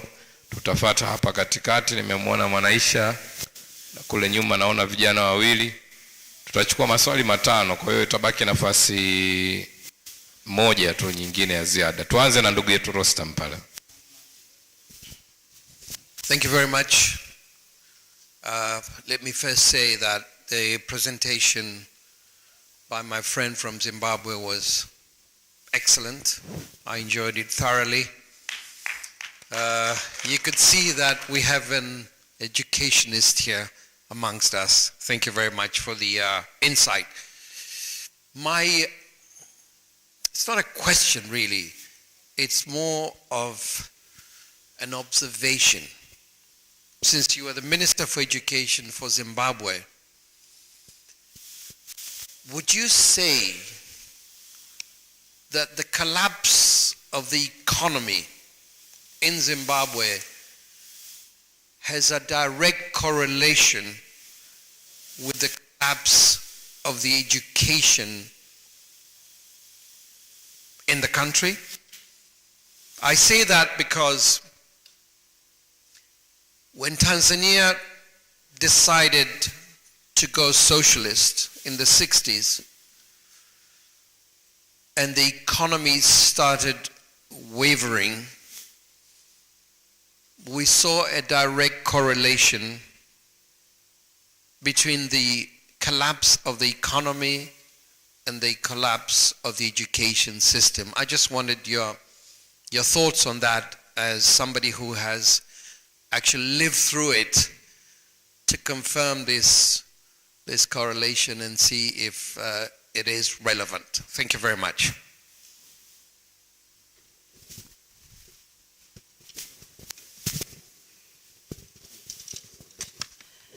Hello everyone.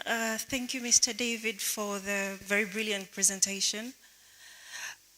Well, on my side, it has given me a chance to Could you please reflect. introduce yourself first? Oh, sorry. My name is Lovelet Lokatare, and I'm here as a Chief Secretary for the Shadow Cabinet of ACT Wazalendo. So with your presentation, it gave me an opportunity to reflect on basically the whole of education system, most education systems in African countries, and looking at what actually works, basing on the historical forms of acquiring knowledge that we've had in our communities. So it's very clear that the systematic challenges that we have in our education systems are very deeply enrooted, and like you've mentioned yourself, it might take us generational projects to be able to eliminate all of them. So I would like to know where your thoughts are at. Don't you think it's high time we as Africans design our own education systems that fit in our environment rather than adopting the ones from the Western countries? Because it seems like we're trying to adopt the same sort of pattern that Western countries adopt. Don't we think that historically we'll all be we'll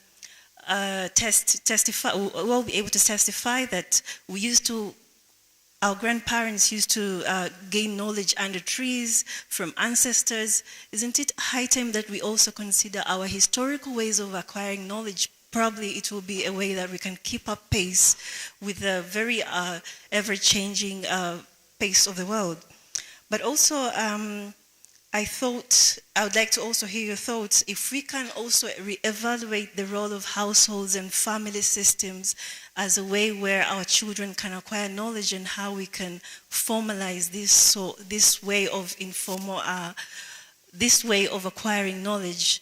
Yes, those are my thoughts. Sorry, I'm a bit nervous, but I hope I'm clearing up things.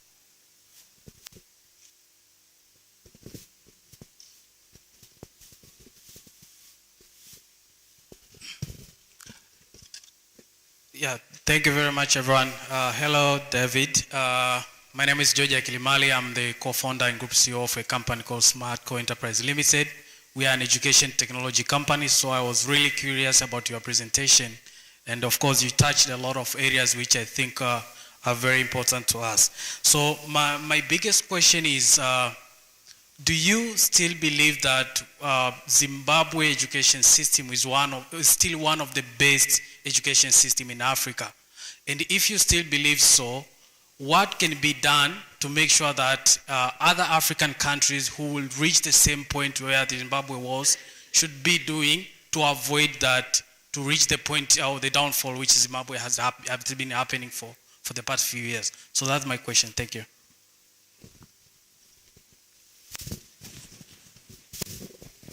Asante. Tuliahidi kutoa swali moja la mwisho ili yawe matano. Lakini tushapita huku. Kwa hiyo kama hakuna huku basi tutajibu haya manne alafu tufanya round ya mwisho ya maswali matatu. No, assalamu alaikum. I'm hijacking the mic. My name is Haji Ali. I can call myself an educationalist. Studio, we cannot see Haji, so if you don't mind moving the light, see him. Have you seen me?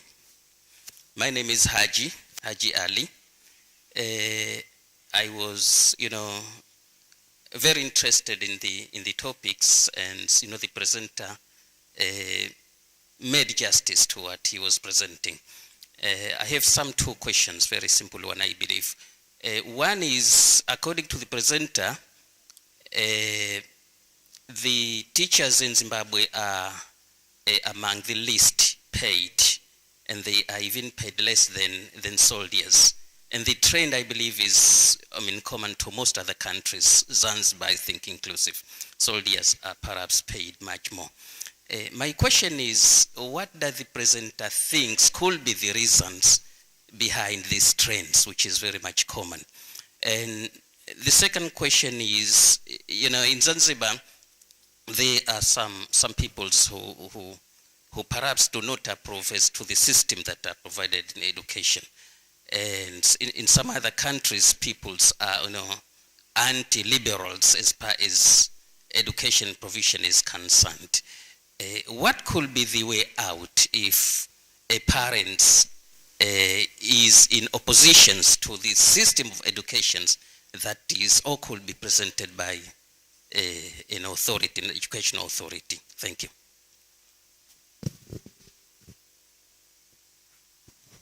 Thank you very much. We'll take this first round of questions and then we can come back for a final for this. David, the floor is yours.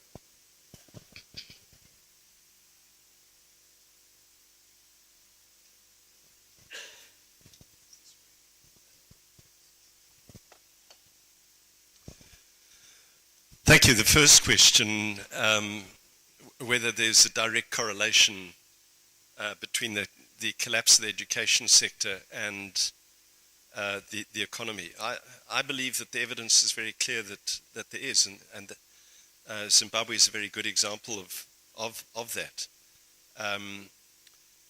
In the first 2 decades of Mugabe's rule, there was a vast amount of international investment in the education sector, and that was complemented by government in real terms. And although the Zimbabwean economy didn't flourish as much as it should have, it certainly grew.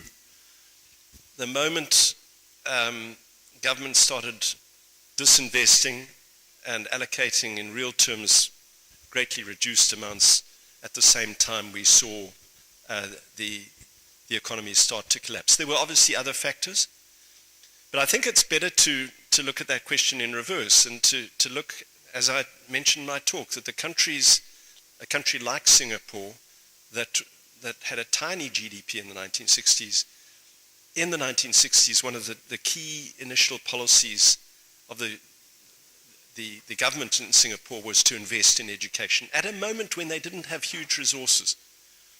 And we can track the growth in Singapore's education system in terms of its quality with the growth and the refinement of Singapore's economy. And that's a pretty typical trend right across the world, not just in Africa. So the other thing I, of course, link it is that certainly in Africa there's a correlation with democracy. But I think that democratic governments are more likely to invest in education. Tyrannies and autocracies don't actually want an education population because they question government's actions and policies. And so many autocrats are very happy with a population that isn't educated. So there are two factors, in my view, that lead to this correlation: democracy, a respect for fundamental rights, and secondly, a profound, sustained investment in education. The second question, the lady over there, your point, ma'am, as I understood it, why not as Africans do we not develop our own educational systems? And I think that that's very important. We need to be able to adapt. But let me come back to one of my earlier themes. And I keep coming back to Finland. A very intriguing aspect of the Finnish education system is that children only start their education at the age of 7 in Finland. And the Finnish government makes sure that parents are adequately equipped to teach their own children up to the age of 7. That, of course, I come back to the notion of the girl child. Mothers in Finland play a critically important role in the education of children in Finland. Coming back again to an earlier theme, all educationists will tell you that the most important educational building blocks are those which children learn in the first 10 years of their education. And so if we take that notion in an African concept, yes, so long as children, even in the poorest rural areas, have parents who are adequately equipped, themselves trained, there is a possibility that what you think about can be achieved. And we need to be flexible in that regard. In Zimbabwe, children have to start school in the year they turn 5. In Finland, 7. So I'm open to that concept. But it cannot just be done in a vacuum. And it cannot be done overnight. And until parents are adequately resourced and they understand their role, I think in the short term at least there's a need for traditional schools to ensure that those building blocks are developed. But yes, we must be prepared. In terms of the general curriculum, your point is absolutely valid. We've got so much to teach about our natural history and a natural environment. Just this past weekend I was at a game reserve 3 hours from the city where I live, and we were taken around by a guide, and I learned a vast amount that I'd never learned before about trees and the bush and animal behavior, which has never been taught in our schools. And we can make education so exciting if we draw in those concepts which perhaps the West knows nothing about, but our grandparents know a huge amount, and that needs to be incorporated in the curriculum. So yes, we've got to adapt and be flexible and open to that notion. The gentleman asked, do I still believe that education in Zimbabwe is one of the best in Africa? Yes, I do. Not just because I'm a patriot, but because objectively, despite the turmoil that the education system is in Zimbabwe, we are still developing a very good end product. We still, unlike the South Africans, we haven't dropped our pass rates. Fewer people are passing, but we haven't dropped those pass rates. And those who do manage to pass are still accepted by universities throughout the world. So that is an indication that this isn't just a blind patriot speaking. Objectively, one can verify that what I'm saying is true. But your question was that if Zimbabwe's situation, if Zimbabwe's education system is still good, what should other countries do to avoid the threat that our education system is under? It's largely in what I said in my talk. We need a complete mindset change amongst governments and amongst parents and amongst people. Governments need to make education an absolute priority, and parents need to demand that of governments. The educationalists asked two questions regarding teacher conditions. You asked the question, why is this that teachers have such poor conditions? It comes down to what I said, that teachers are not respected in Zimbabwe. But it goes beyond that. They're not respected just by governments, but if we are honest with ourselves, many parents themselves fob the education of their children off and do not have high expectations. And we need to change that mindset. We need to understand that we are putting the lives of our most precious asset into people who are demotivated, who lack inspiration. And so ultimately, the answer to why teachers are viewed in that way cannot solely be placed at the feet of governments.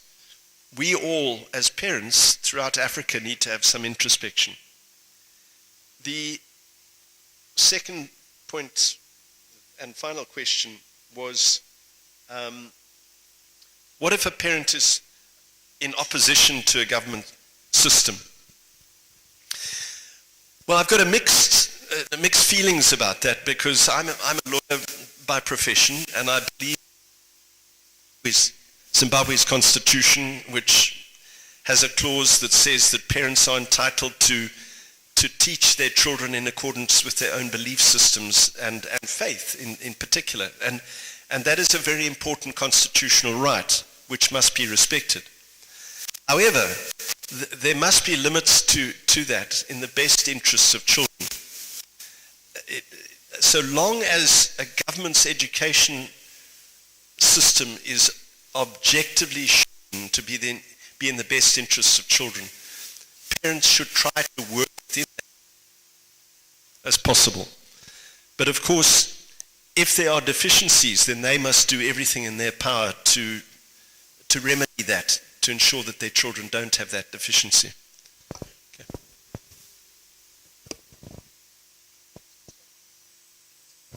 Thank you very much, David. So I know many of you are as exhausted as I am.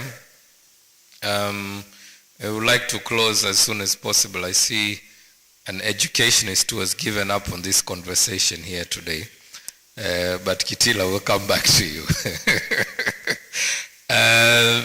We had a few hands on this side here. I just want to do them justice and make sure we take a final 3 questions. So we'll take one hand from each of the sides, one hand from here, one from here, and finally, my brother Absalom Kibanda. Please make sure to introduce yourself. Thank you very much. My name is Mohamed Bakari. I teach political science and public administration at the University of Islam. Thank you very much, David, for your very insightful presentation.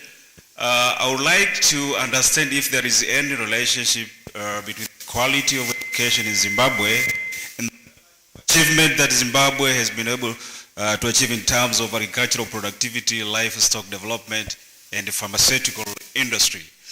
We understand that within the SADC region, apart from South Africa, Zimbabwe stands out as a leader in terms of pharmaceutical industry. Is there any relationship between the quality of education and the development of pharmaceutical industry in Zimbabwe? And what has been the problem that could be associated with the fact that Zimbabwe it has a sizable white minority and majority black Zimbabweans. So is there any impact in terms of translating this knowledge-based with functional education or skill-based education when it comes to of divide between the white minority and the black majority in Zimbabwe? Thank you.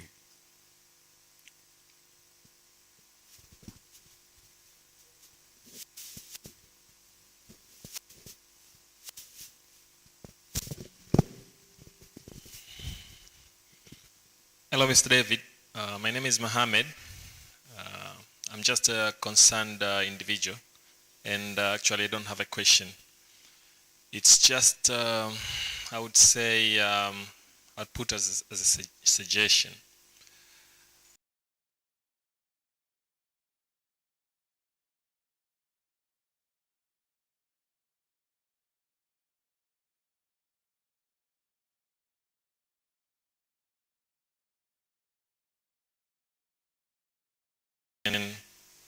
Problems.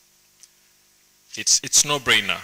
It's very obvious. All the points that have been suggested by you, have been suggested by Professor Shivji here before, have been suggested by Mr. Rostam. Everybody who would come and take a mic and say something about education, they will talk about the very same things. That it's teachers are not motivated, we're failing to identify and nurture our best students, there is no priority in education and all that. So I think it's a lack of political will, that our leaders or people responsible are saying things they really don't mean, or they are benefiting from having the community that's not well educated. Saying so and relating late Maalim Seif and his visions, how he wanted Zanzibar to be, knowing you cannot separate him from ACT Wazalendo. However, today we're talking about Maalim Seif Foundation. Then I would humbly ask those at ACT Wazalendo to make sure that they leave his legacy. One day they will come into power. Today they are forming the government. They will come into power. They should make sure that it's not the same story over again. That they invest on all of the things that have been suggested by the experts. Thank you very much.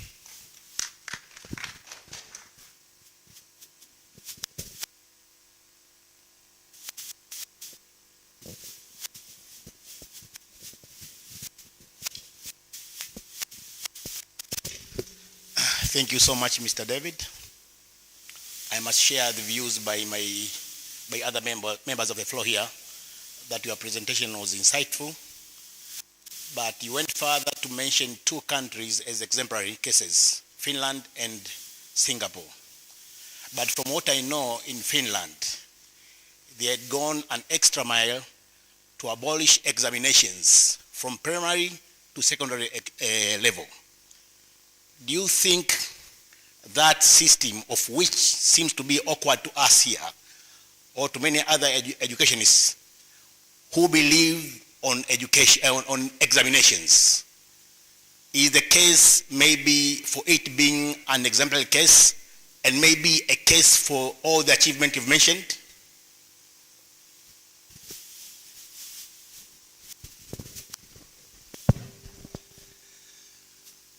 Thank you. To the gentleman over there, the first question, you asked whether there was any correlation between the strength of the pharmaceutical industry and the education sector. And it is true that Zimbabwe historically has had a very strong pharmaceutical sector. in the context of Africa. Large pharmaceutical manufacturing plants were located in Zimbabwe that exported pharmaceutical products throughout Africa.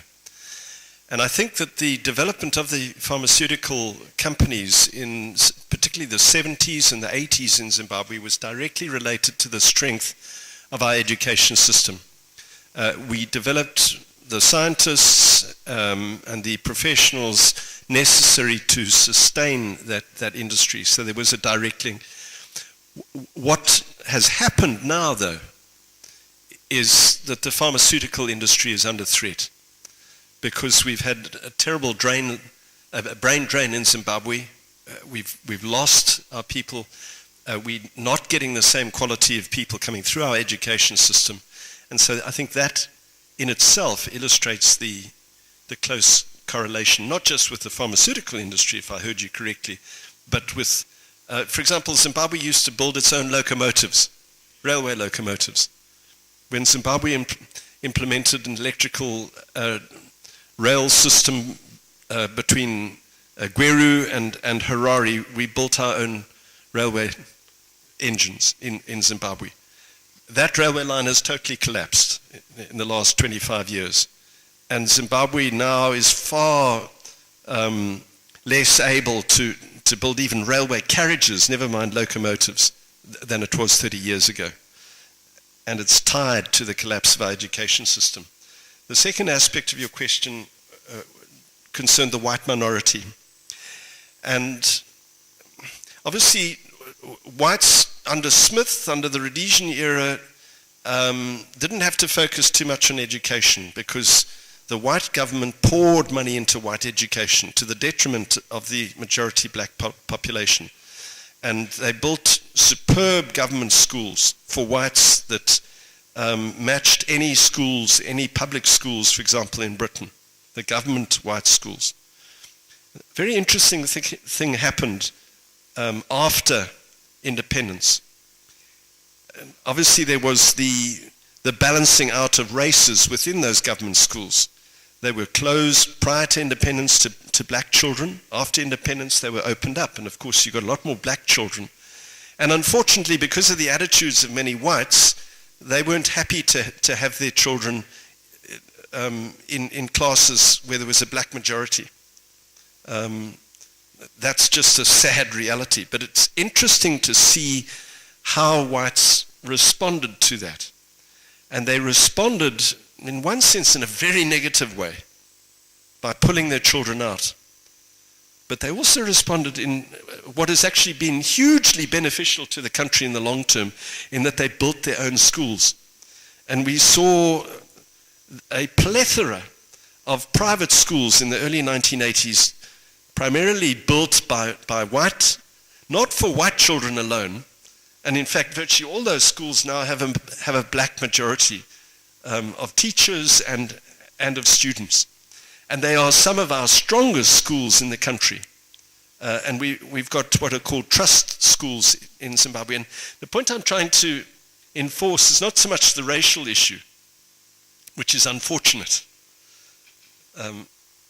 What I want to emphasize, though, is where parents, irrespective of their race, are determined to give their children the best possible education and make the sacrifices necessary, remarkable things can be done. Now, of course, whites in Rhodesia and Zimbabwe were privileged economically, and they were much better placed to develop their own schools. But there's a very interesting study out of India, a book called The Beautiful Tree. And it's about the development of small private schools in India and how strong they are. And these are schools built by Indian citizens who lost faith in the government schools and who developed their own private schools. And we've seen the same phenomenon in Zimbabwe in the last decade. As government schools have collapsed, we've seen little, relatively poor private schools mushrooming throughout the country and developing actually a pretty high standard of education. So the motivation of parents is critical. That leads me into the second question. from the young man there. And he said, you focused, sir, on what you said was a lack of political will. And let me challenge myself and all of us here this afternoon that we often focus on governments and political parties and blame them for the collapse of education. And we don't see our own role in the collapse as citizens and parents. And we have handed, in many cases, the education of our children over to governments. What I see in Zimbabwe, and one of the reasons why we are still getting very high results, even in the context of the government system collapsing, is because of the motivation of parents, even poor parents. In fact, particularly poor parents in Zimbabwe. They have such a profound understanding of the value of education that they make massive sacrifices in their personal budgets to ensure that their children get the best possible education. So if we look at this throughout Africa, and if you look at it in the context of Tanzania, there are two critical factors here. You need governments to make education a priority and to start putting real resources into education. But parents have a major role to play in driving governments to do that, and even if governments fail, to make their own personal sacrifices in their lives to ensure that their children get the best possible education. So we must not fob off the responsibility of education our children to government alone. That is a critically that is a critical mistake to make.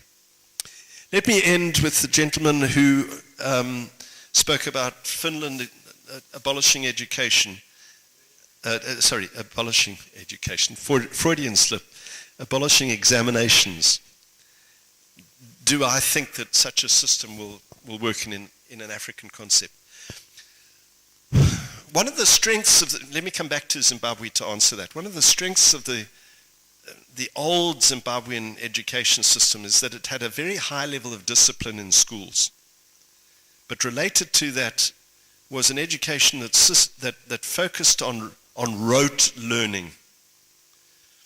And this is a very important theme to end this session on. That system of high discipline and rote learning has resulted in 6 decades of authoritarian rule in Rhodesia and then Zimbabwe.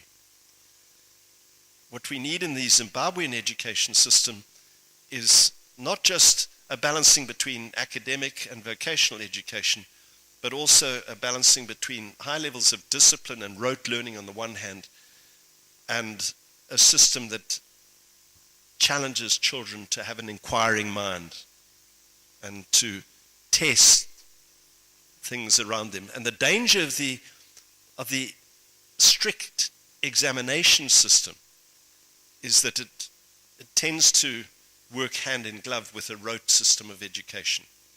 And so we need to modify that throughout Africa, not just to achieve the best educational outcomes, but also to ensure that the next generation of children are not going to tolerate autocracy, that they are going to challenge the things they see around them and aspire to greater things and not just accept the status quo.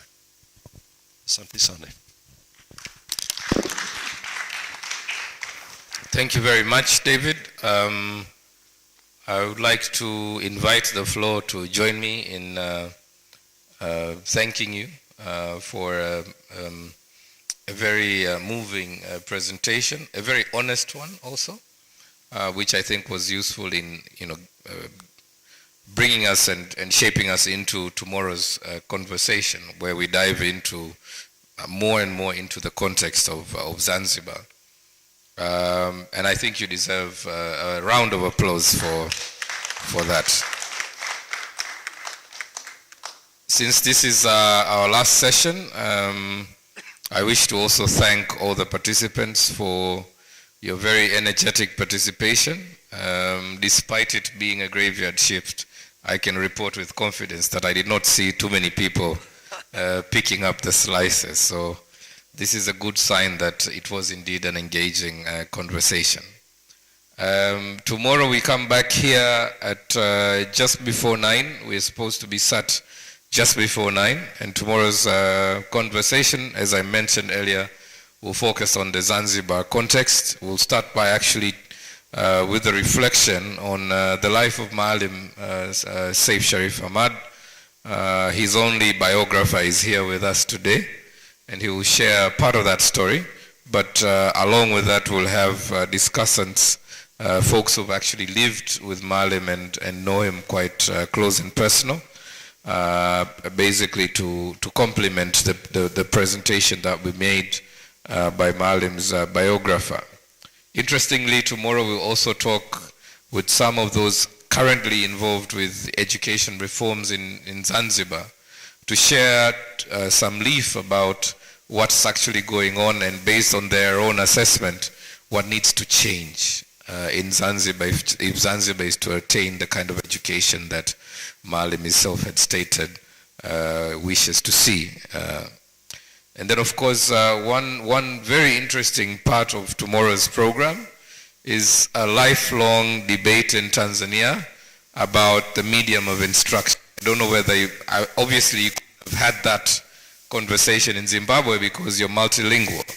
But in Tanzania, thanks to Mwalimu Nyerere, we have 2 national languages, English and Kiswahili. And it's rather interesting that at this stage, after many reforms, there's now been a growing debate about whether or not we should use English or Kiswahili as the medium of instruction in our schools.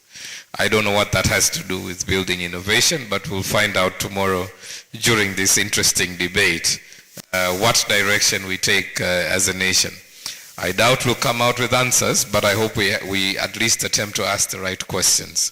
Finally, at the end of the day tomorrow, we'll close with some closing remarks and a closing speech from the chairman of the Tanzania Center for Democracy, who also happens to be the national deputy chair of the ruling Chama cha Mapinduzi, and that will be the closing of our conference. So I encourage you to not miss out and to make sure you're all present here tomorrow. You still want to say a word? All right. Once again to thank you. Unfortunately, I'm not going to be able to make, it sounds an incredibly interesting day, but I have to get back to Zimbabwe early tomorrow. But thank you for your very warm welcome today. Asante sana, David, and we wish you a safe flight back home, and of course more power to you. Aluta continua. We know it's not very easy, but we wish you all the best for next year in Zimbabwe. Ndugu zangu, ni washukuruni tena na nikukaribisheni mapema kesho. Tutajitahidi na niwapongezeni kwa sababu hata leo pamoja na kuchelewa kwetu kuanza hatujamaliza shughuli yetu saa 1 usiku tu, bado tumeweza kuimaliza kabla jua halijazama. Kama limezama basi labda nimekosea kuangalia muda, lakini naamini halijazama. Niwashukuruni sana kwa usikivu wenu. Niwaombe mrudi kesho na usikivu huo. Niwatakieni jioni njema. Asanteni sana. Thank you. Thanks very much.